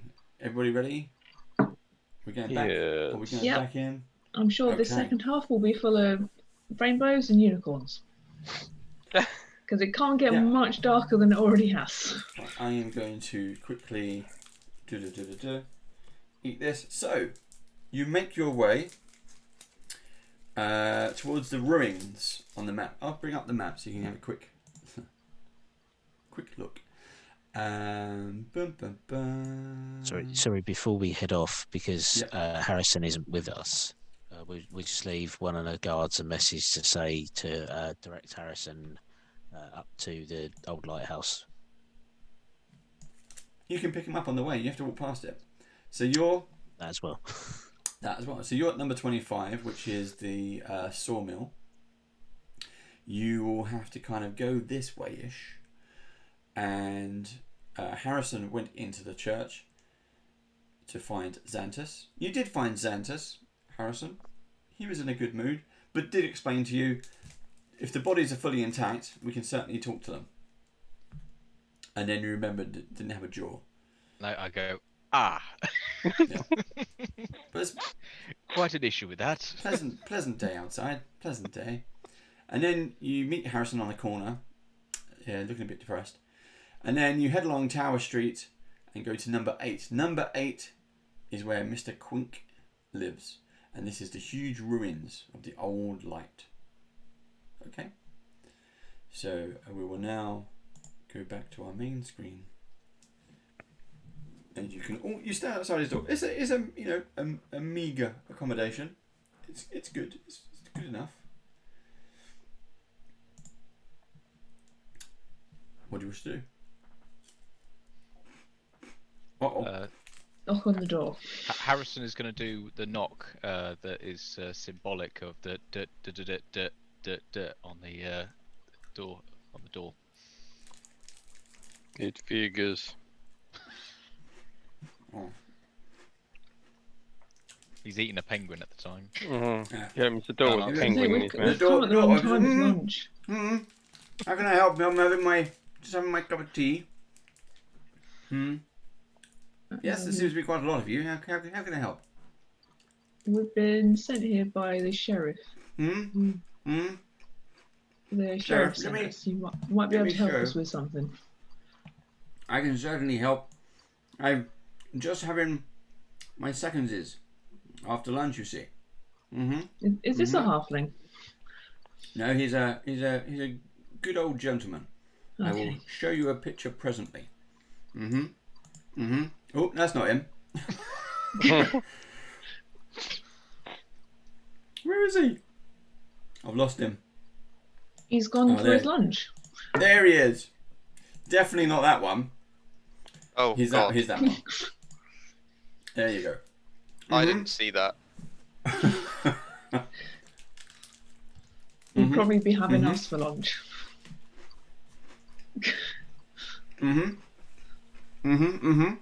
Yes. How can I help? Professor, you are more got his glasses learned on. in these things. On the end And of his I'm going to nose. push the professor forward. I do. Are you okay? Yes. Well, Mr. You don't Mr. say much, Quick, do you? There's 5 of you. Well, we've been polite, you know. I've been standing here for 5 minutes now. Yeah, we'd like to let you finish. I mean, you keep going. Oh, Oh, I'm never finished. I am always reading, dear boy. Always reading. Running around. Well, if you could Always give reading. Elias your full attention, it'd be polite. Oh, okay. You have my attention. I am such a busy man. So, Mr. Quink, Ah. we met an acquaintance of yours, somebody who's studying with you, Thessalonian law, Zambanala. Samba, yes! He's a good chap. How is he? He's fine. He's fine. He helped us immensely underneath Sandpoint. In fact, underneath the glassworks when we discovered That's right. the temple. Yes, he told me all about it. He said he had a fun time. He loved exploring the old. I wish my legs could take me down there, but I couldn't. Well, let's just say we've brought a piece of it to your door, and I'll take out the medallion, the Sahedron medallion, and present it to him. Wow. Okay. Yes. Do come in. Do come in. See, this Do you know what medallion, this you is? see, it's a Sahedron. I know that. Yes. Do you know what it is? That's all I know of it. I see. I don't know what the runes mean, and I don't know what its use is. But Okay. Well, what he does, we he have starts. just come from the scene of a murder. Yes. Come in. Come where in. it has been Come in. carved Yes. into the chest of the victim. A murder. Yes. Really? You want my help to solve a murder? No, I want your help to translate these runes and translate the meaning of the medallion. Oh, well, that's easy. Oh, come in. How many more times do you want tea? Help Let's yourself. go in. There it is. We'll go in and sit down and have tea. There's some choco biscuits over there. I call them penguins. Don't know why. But help They yourself. look a lot like Help yourself. penguins. Yes. Indeed. What does the room look like? It is bookcases everywhere. There are books on. There's like a two-seater sofa and a big kind of fluffy armchair. It smells heavily of cat and old man. But there are books and scrolls and maps and posters and absolutely everywhere. There is furniture made out of books. You've got cups and saucers and drinks and candles all on books.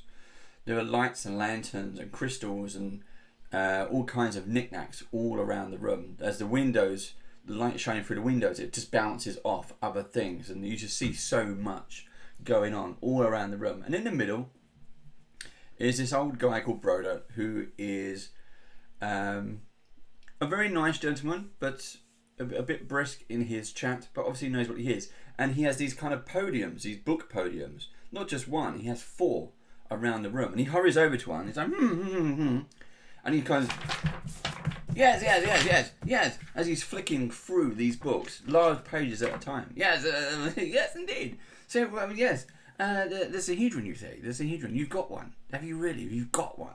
Can I see it? Yes. And a murder. There's a murder and a Sahedron. And they're connected, you say? Yes, the Sahedron was carved into the chest of one of the victims. Well, in fact, 4 of the victims.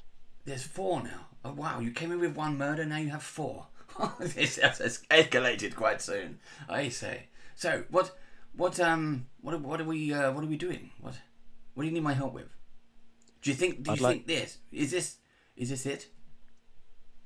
Is this what? Is this the medallion? Yeah, yes. This is the medallion. This one, thank you. Ah, yes. Wow. This is this is good. Yes. Do you know how old this is? Well, I would guess it was from the fall of Thessalonia, so at least 10,000 years old. Wise man. Do you know, the most sages placed the height of the Thessalonian Empire at 7,000 to 8,000 years ago, but I've always thought it was older too. I suspected around 10,000 years. Good man. You just got some points. Well done. Yes. So I try and diagnose this man. You're going to do a medicine check on it? Yeah, please. Go ahead. Definitely ain't got claws, Rup. 21. Yeah, he definitely lives on a diet of tea and chocolate. And he's mad on books. Whatever he is, he's crazy smart. but his age is knocking on a bit. He's human. He's knocking on. Okay. But yes, he's He's the clever, he's but hyper. maybe not the common sense type. clever, old, eccentric, High in, low and wisdom. chocolate. Yep, Yeah. that one. Yes, it's amazing, these things. I've never actually sort of properly seen a whole one before. Do you know it's do you know much about the star? Not, kind of why we're not here. really. This is literally Rup's polar opposite in the middle, probably. Like, The star. The star is this shape, the pointy one. Is that okay? The pointy bits. Yes? Yes, we don't know what it means, what it stands for, what? or the runes.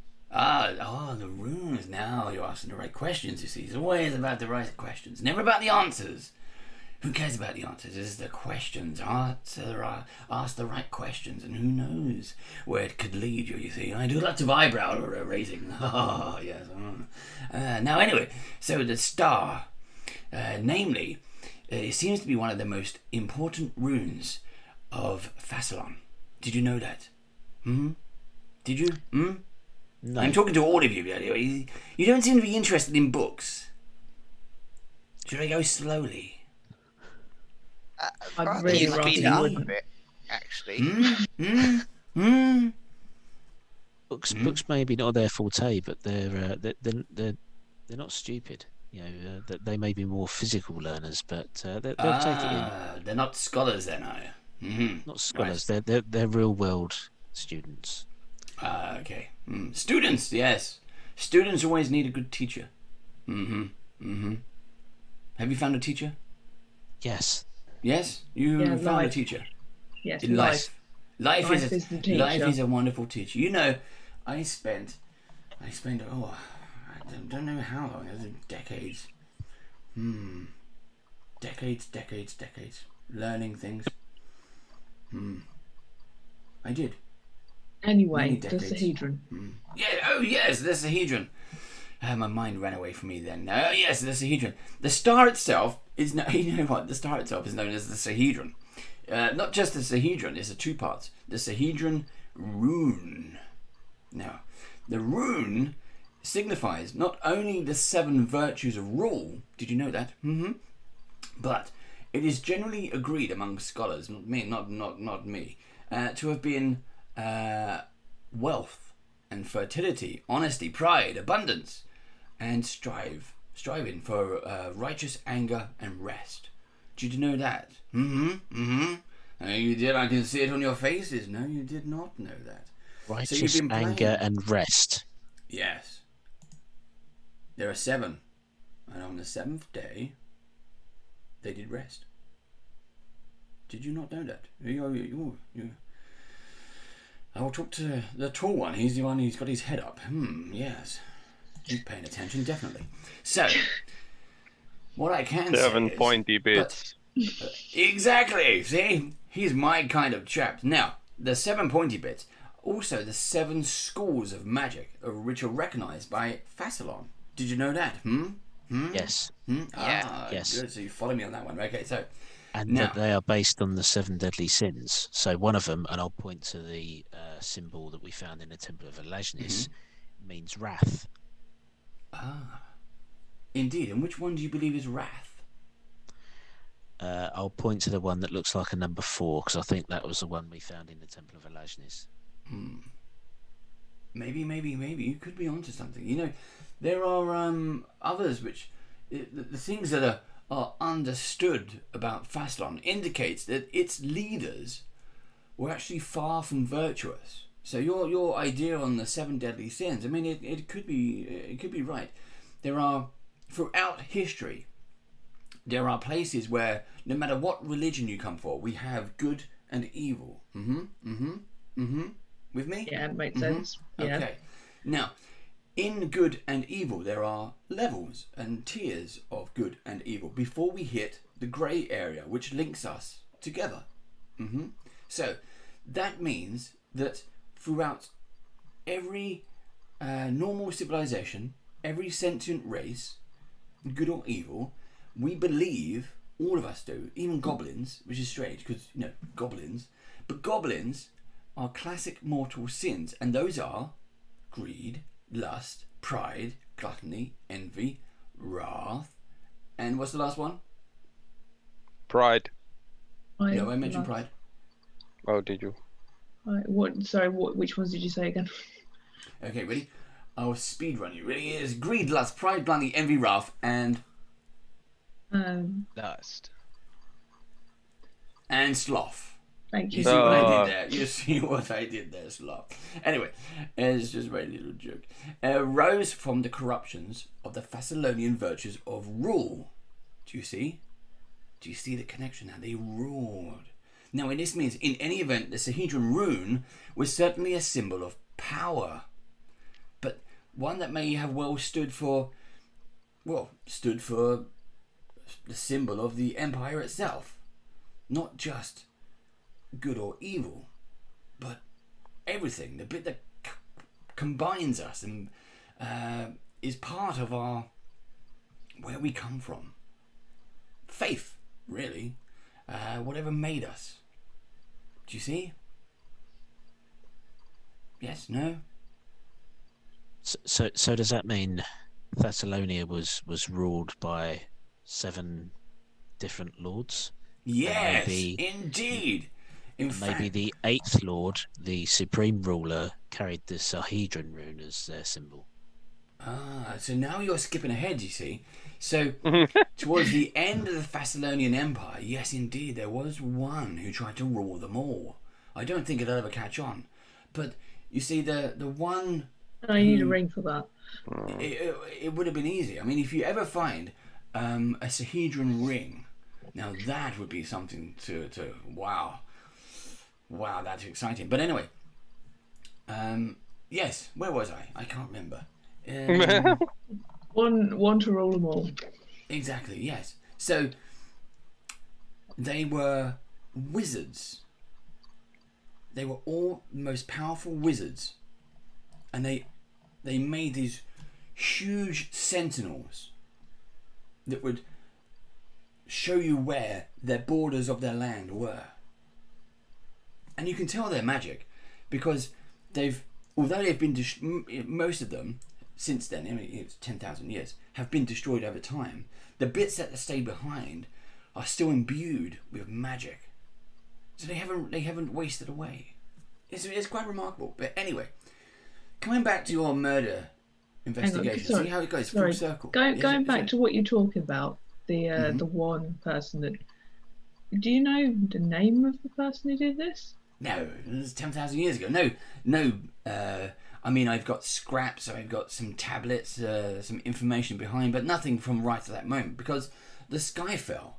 The sky fell and destroyed the living civilization as we knew about it.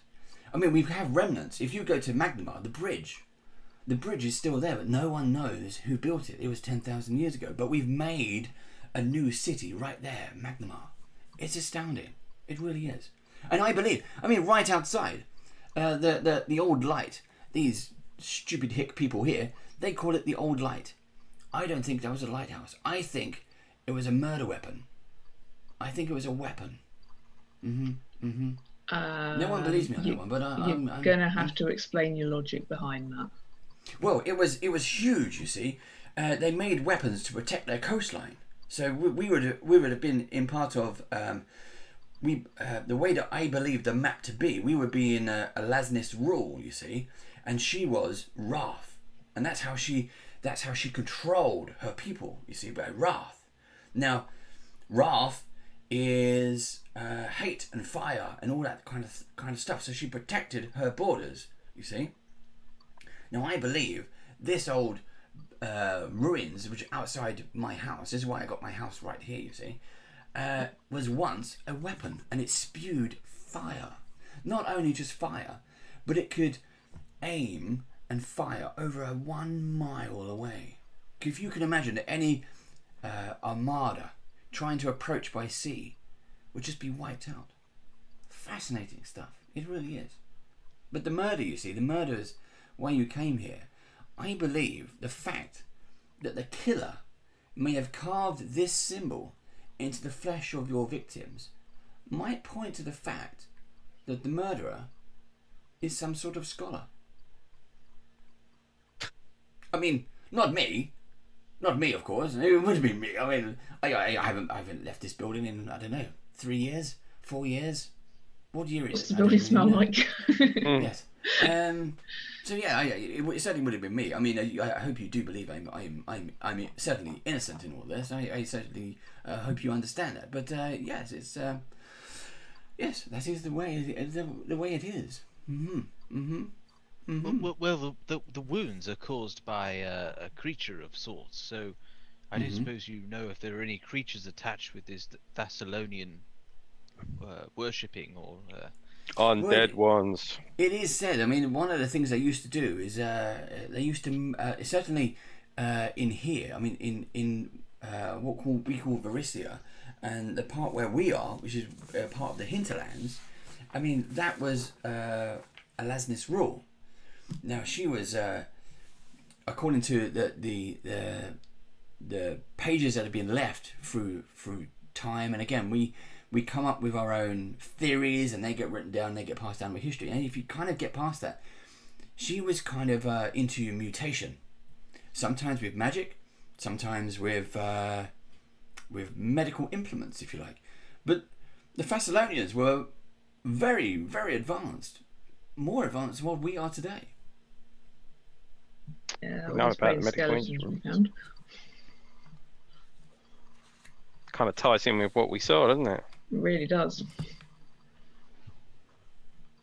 If I might ask, we've talked about the schools of magic, and you talked about Alashnis being into transmutation. So I infer from that the rune for Alashnis represents the equivalent rune for transmutation magic. Can I ask if you know which rune on the Sahedron represents necromantic magic? It is quite strange. Again, there's not one that's clearly defined. They seem to change because one symbol you see can mean both a sin and a virtue. So it depends on how you are. It's like imagine if a language had two sides of a coin. Both good and evil are represented in one word. So do you see?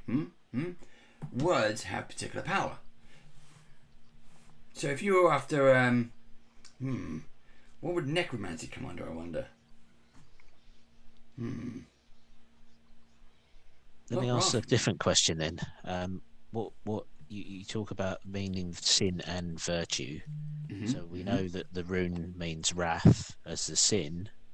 What is the equivalent virtue? Of wrath? Yes. Well, the opposite of wrath is kindness.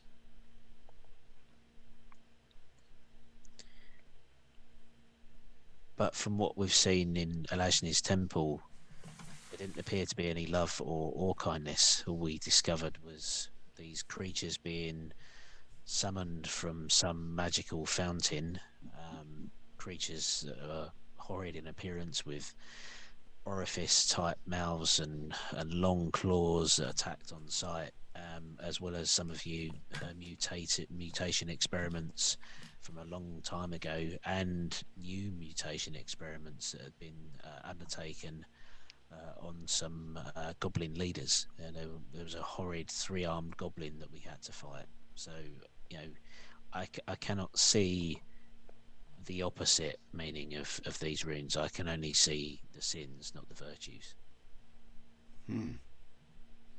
That is strange. Okay. Well, maybe you'll find more. But when you do come and see me again. Been lovely talking to you. Good to meet you. Indeed. So you look like he gets much I sleep. hope you've learned something. Thank you for the biscuit. That's okay. I'm glad you like them. He's quite chuffed that you like his penguin biscuits. Yeah, take one. Take one for the road. I think they may catch on. I hope so. I've been baking these things for years. That's a real fire hazard. Oh yes, I'm not so worried. I've never had a fire here. I go through lots of candles and things. I do lots of reading, you know. I've heard, I've seen. Yes. In fact, yes, I've got, you know, lots of books on all kinds of topics. Just all you need, just, you know, anything and everything. I store it all away, and I'm font of all knowledge. As long as I don't have to leave this place. We know where to come if we have any more questions, but not answers. Yes, indeed. Shall we head off? Yeah. I think so. Thank you for your time, Mr. Quink. It was an experience. Indeed. You must allow me to come back and tidy up someday. Yes, definitely bring Zamba. He's a lovely chap. He's a very good student. Yes. Okay. Once we're out on the street, Elena's going to turn to the professor and go, he said about sentinels, like big creatures.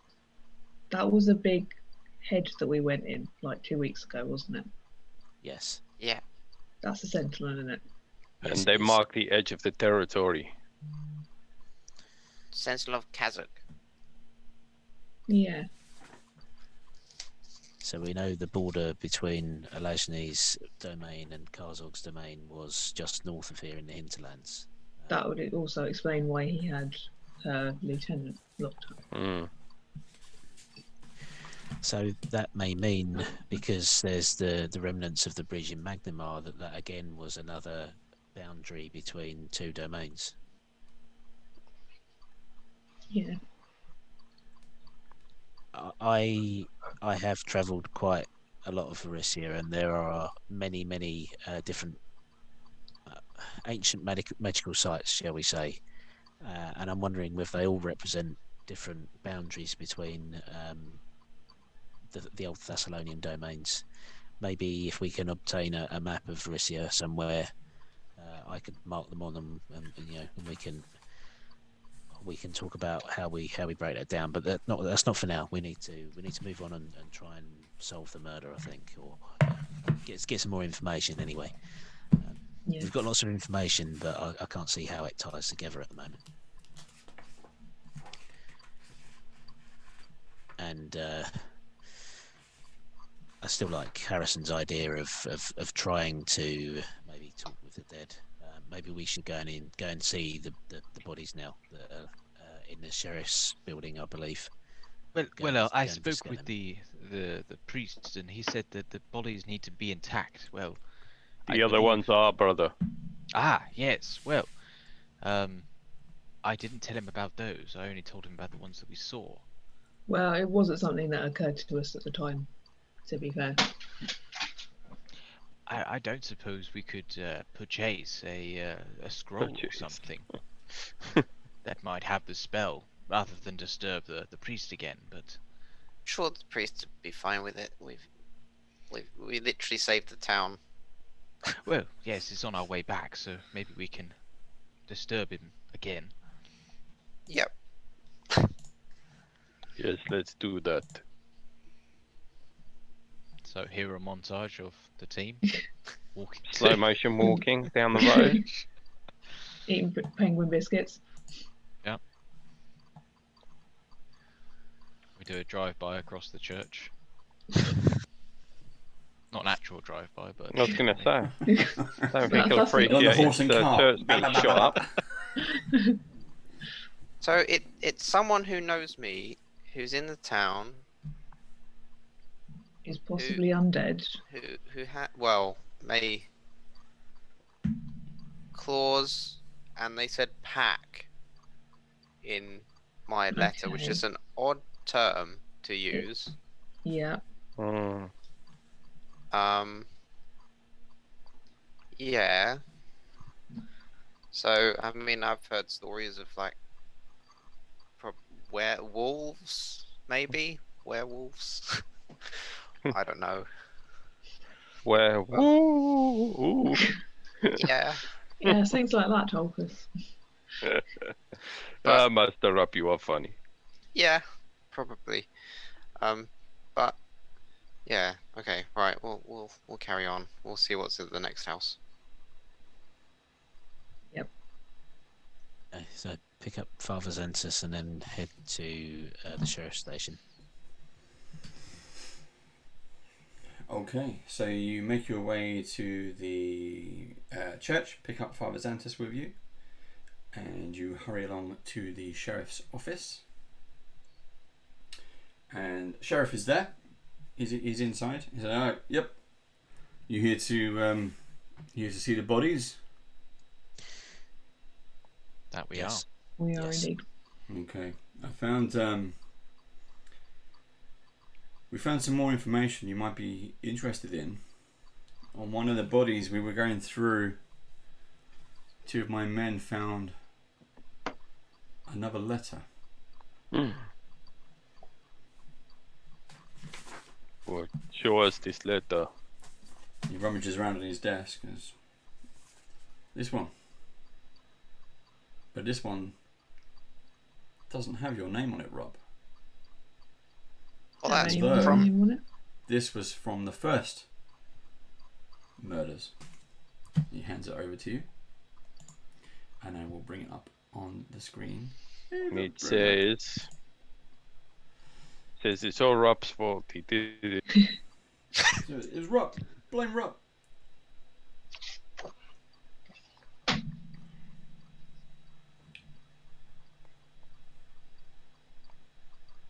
Where is it?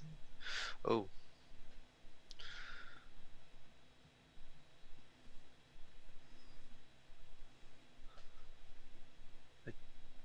If A one of you deal. wants to read it out, that would be handy. Still wait for the screen update. Messrs. Mortwell, Husk, and Tabe. A deal has come about that I need capital for.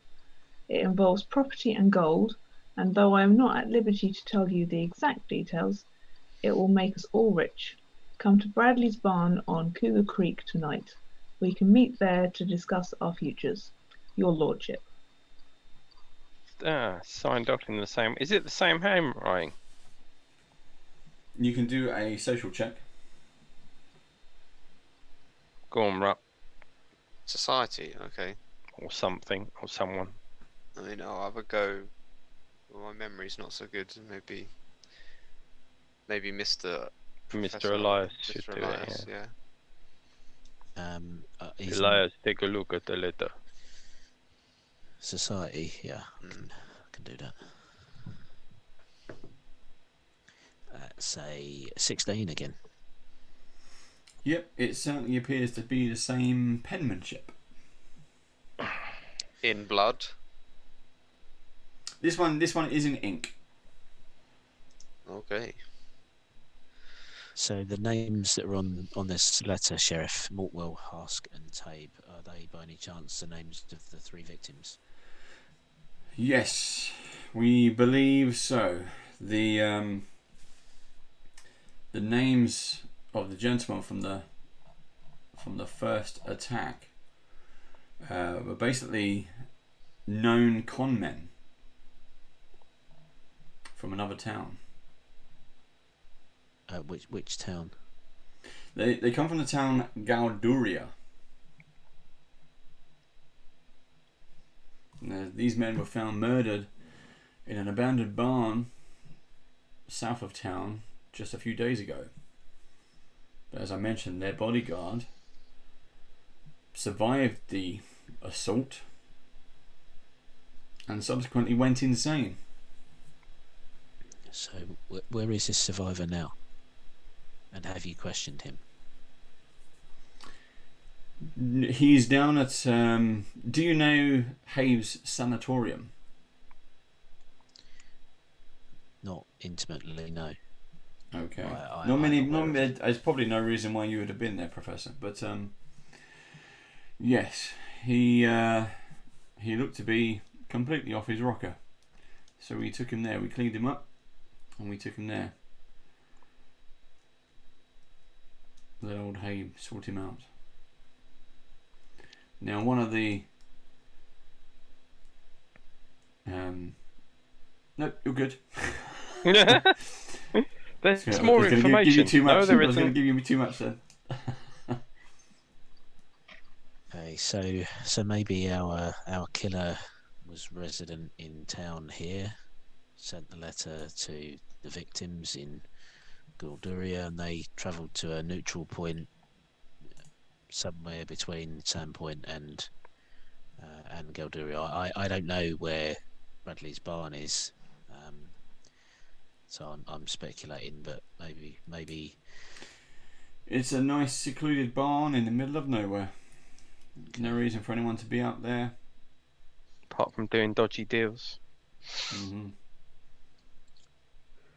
Was the survivor also attacked in the same way, or has he just gone mad from what he witnessed? From what my guards are the ones who picked him up, he seemed to be stumbling out of the woods. He had signs of being tied to a tree, which match up well with what he described had happened. And then every hour he just seemed to get worse and worse, just become more crazy. Okay. Could it be a magically inflicted thing? Rup. Maybe. I don't know. I'd probably see him. Although if it's something to do with his mind, you won't be any good. So. Maybe. We'll see. It's better if it's magically inflicted. I might be able to help there. Right. maybe we head to the sanatorium next to speak to him, get his side of the story if we can. But let's see the bodies while we're here, shall we? Hmm. Since we got the priest with us as well. Yep.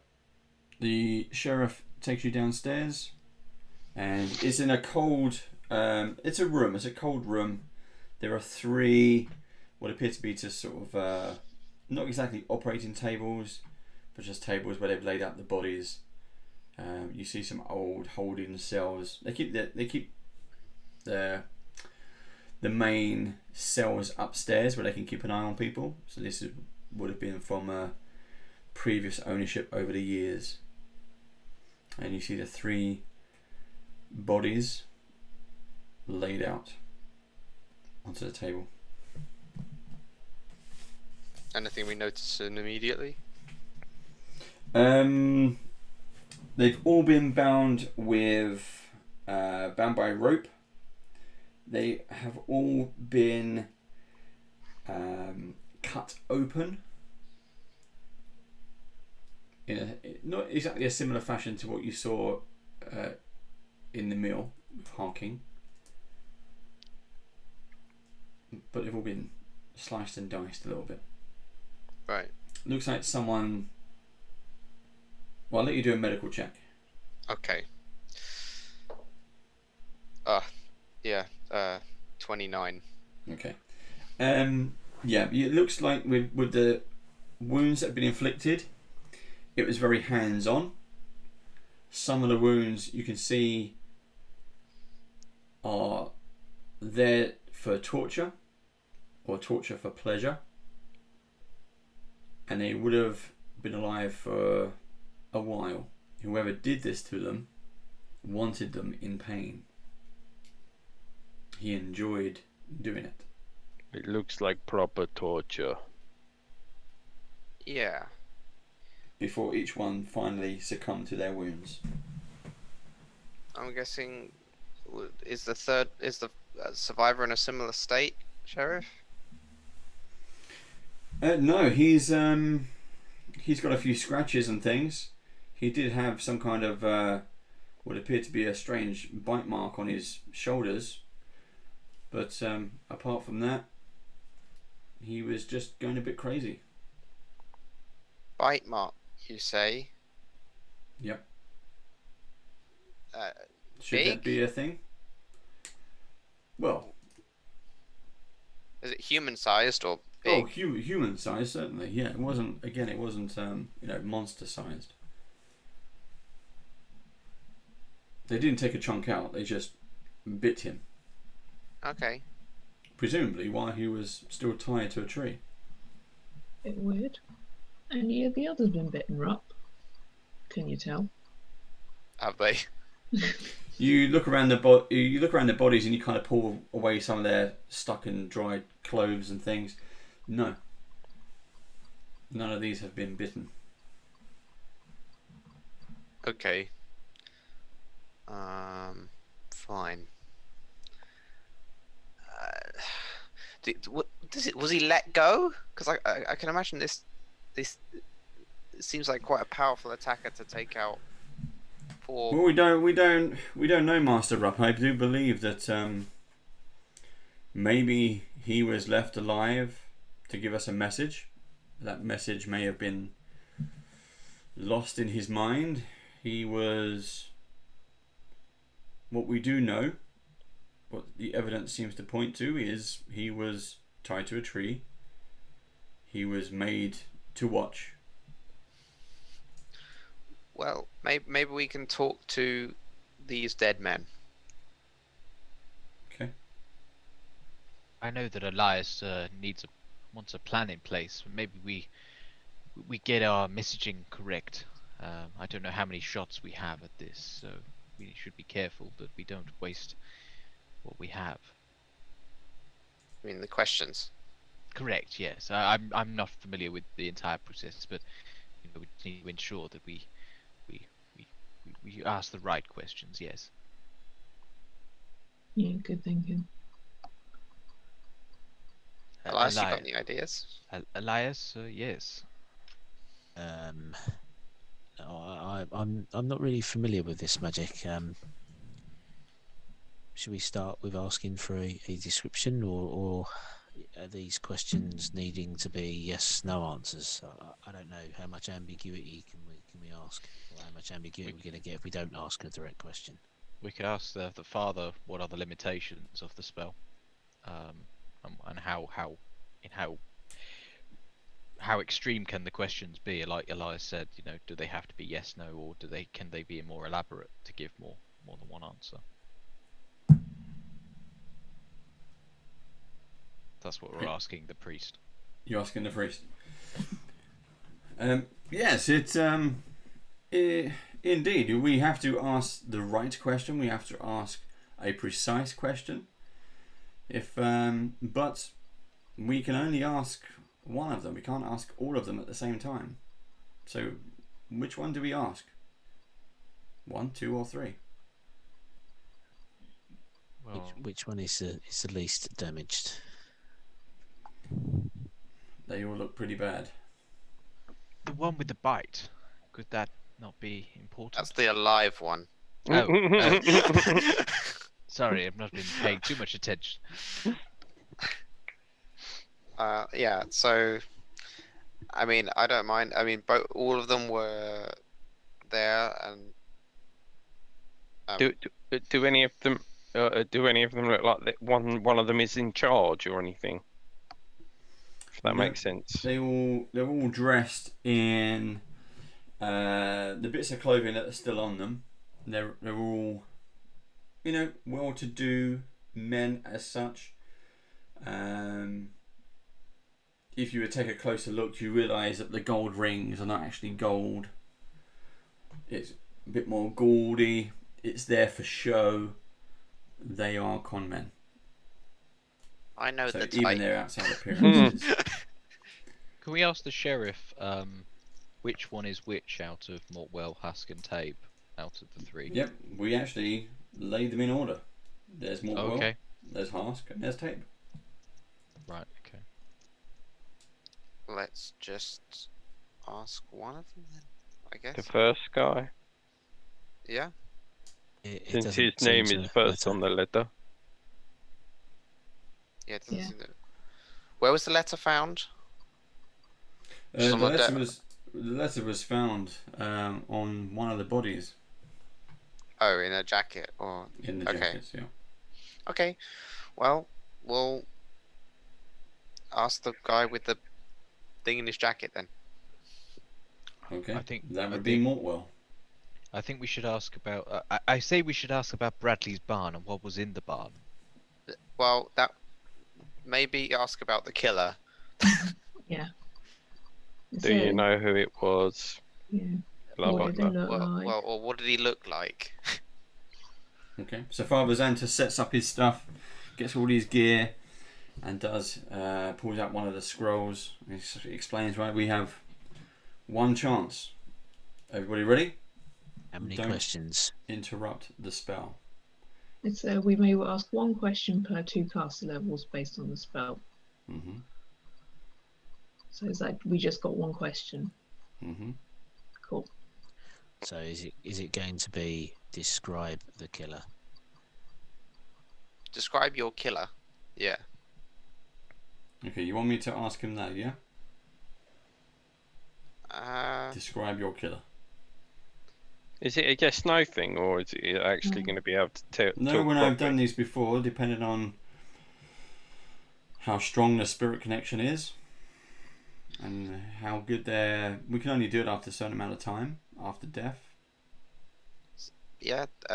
What does your killer look like? That's probably more specific. Okay, so you see Father Xantus, he prepares all the stuff, he's lighting his candles, he's got his incense burning, and he stands at the foot of the table looking over at the body of Mortwell. And he prepares the stuff, and he's got one of those chains with the balls, and he's burning the incense. And he starts to read out the symbols on the scroll, and anyone kind of standing behind him, you see as he's reading out the words, the scroll, the lettering on the scroll just burns like fire, disappears. Doesn't damage the scroll paper, but just burns it, disappears. And when he gets to the end, he asks the soul of Mortwell to come back and answer his one question. And he asks, who was your killer? Well, describe your killer. And we'll find out what happens next week, guys. Oh no! You can't leave it there. That's not fair. Yeah, the extended drum moment. Right, look at that. No combat. No. No All wrong, combat. mate. Can you just put up my map? Just put up the map. You want to see the map? Yeah, well, because I'd used all my till imparted The advice. Teal knowledge. Let me see if I Teal can find knowledge. the map.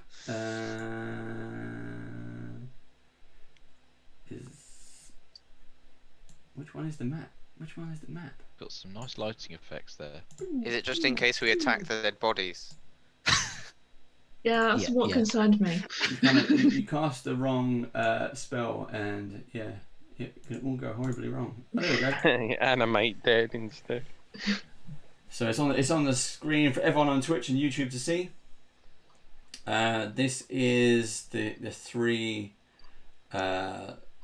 bodies left over from the first attack in the basement of the sheriff's office, and everyone is in there to see them. Oh yeah, very good, Steve. Very good. Yeah, looks good. Well, we can put that up straight away next time, can't we? Yeah. When we fight the dead people. Yeah, Yeah, when when we they fight come the to dead life and kill people. us. Fighting the dead people. So there you go. You've seen that now. Thank you very much, Steve. It is a very nice map. Thank you, Teal, for all the help and advice you gave us last week. You can see it's rubbed off nicely. It's working out very well. It has. I've got much quicker. Okay. It's almost So like cool. you're planning on having an undead party for Halloween. It is. Is it? I mean, if you haven't seen, there's no signs that point to it at all. No, I none at all. don't know what you're talking about. I That's have no great idea. because I'm a cleric. He's like, bring it on. I have 6 heals or something. Not used any today. No, these are all going to be offensive now. I'm just going to Yeah. Tolkus throw me in. I'll. So Be like a So- holy hand grenade. Yeah. we'll just quickly ask, how was that for you guys, my players? How was that? Yeah, Again, yeah, no good. no All good. combat. All good. That was Finding an out some interesting- information now. By the way. Yeah, no, it's good. By the way, you're also now 5th level. Well done. Blimey. I know. That was quick. That was very quick. See, that's what planning does for you. Exactly. It's That is what planning. You don't gets just you more get, levels. Yeah, it's not about killing. It's about solving the problems, role playing, and then you get XP rewarded for that as well. You can, you win XP for various things. It's the quickest 5th level I've ever got. See, if only you role played. Stop trying. I want to hit it. I want to hit that one. We got to stop hitting things and start talking, which is how we should all be, really. Yeah, we've been doing a good mix of both. Good life advice. Yes, why not? And thank you everyone for joining us. Next week, let us know in the comments below before we shut off for the night, because it's nearly midnight here in the UK. We will be wrapping up very, very soon. How was that for you? Did you enjoy that? The fact that there was no combat. Let's find out. There will be combat next week, but there will be maybe a little bit. But it's certainly kind of a different kind of start of a chapter 2.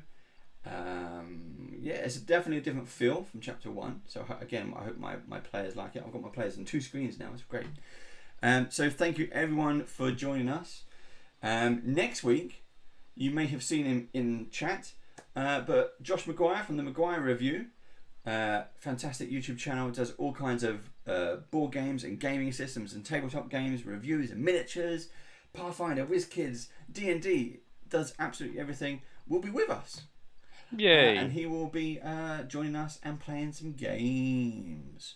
So really looking forward to having Josh on board next week. And then after that, Beadle and Grim will be here. Not in my house, because that'd be weird. It could be quite cool. I'm not saying no. It could be quite cool. Less than 6 people. It's less than 6 people. We're in lockdown. As long as Bill and Matt wear their masks. I think if they come from the US, they probably have to quarantine first. Mm. I mean, Well, basically, if you come from anywhere, I'll the end minute up you with need to Matt and quarantine. Bill for, 14 days in my house. They can sleep in the garage. That'd be fun. We'll just play D&D. That'd be great. I've got a holiday to take. So, yeah, thank you. Let's do some quick shout-outs. BGC Madrix. Hello. Thank you for joining us. Get affiliated now. Is that a bot or not? I don't know. Idilara, thank you very much. That'll be the Carnage, next well done on winning. competition, bot or not. Bot or not, yeah. Night of the Night Lady, hello. Lurks. Mr. Chelly. Chelly or Chili? Mr. Chelly. Hello. Older and, or Olderand, Oldie Rand. Randy. Relic. Saddest Kitty. Oh, it just reminds me of the kitty from Friends. Whatever that song was. We had a weird thing about Friends. No, Sean. Smelly I don't Cat. think Sean's with us anymore. Smelly Cat, yeah. God, What are dear. they feeding you? That's so cool. Oh, there you go. Saddest Kitty. Scum TV. Tom Toms. Trendane. V&K. Vega Pros. Thank you all so much for joining us. We will have... I won't spoil it. We'll have more giveaways next week. They are going to be fantastic, so please do join us. Help us spread the word if you can, guys. We have merch. We have Twitch Prime. If you like us, help us stay here. The more you can kind of spread the word, the more we can keep on doing. We've got Aliens RPG coming. We've got Tomb of Annihilation tomorrow. Same Badger time, same Badger channel. Do check us out. Yeah, tons and tons and tons of stuff is coming this way, and we hope you stay with us for the course of it. We will be doing so much as we go into 2021, brand new year. Let's hope it's fucking better than this one. Yeah. There you go. Maguire's already in chat saying epic level, epic level giveaways. So let's make sure we hit. We can't enter the competitions, darn it! But you can. So please join us live next week. Yeah, we're done now. Are we good? Yeah. I'm good, Okay. yeah. Yeah. We're Marcus is good. yawning. Yeah, Too tired. many sausages. Too Okay. many sausages. Meat, sweats, and sleeps coming on. Reggie? Yep. Yeah, that's it. Thank you very much. I'll see you again soon. Bye, everyone. Bye. Bye. Go on and talk us through it, Mike. Get to the chopper. Hey, you stole my chopper.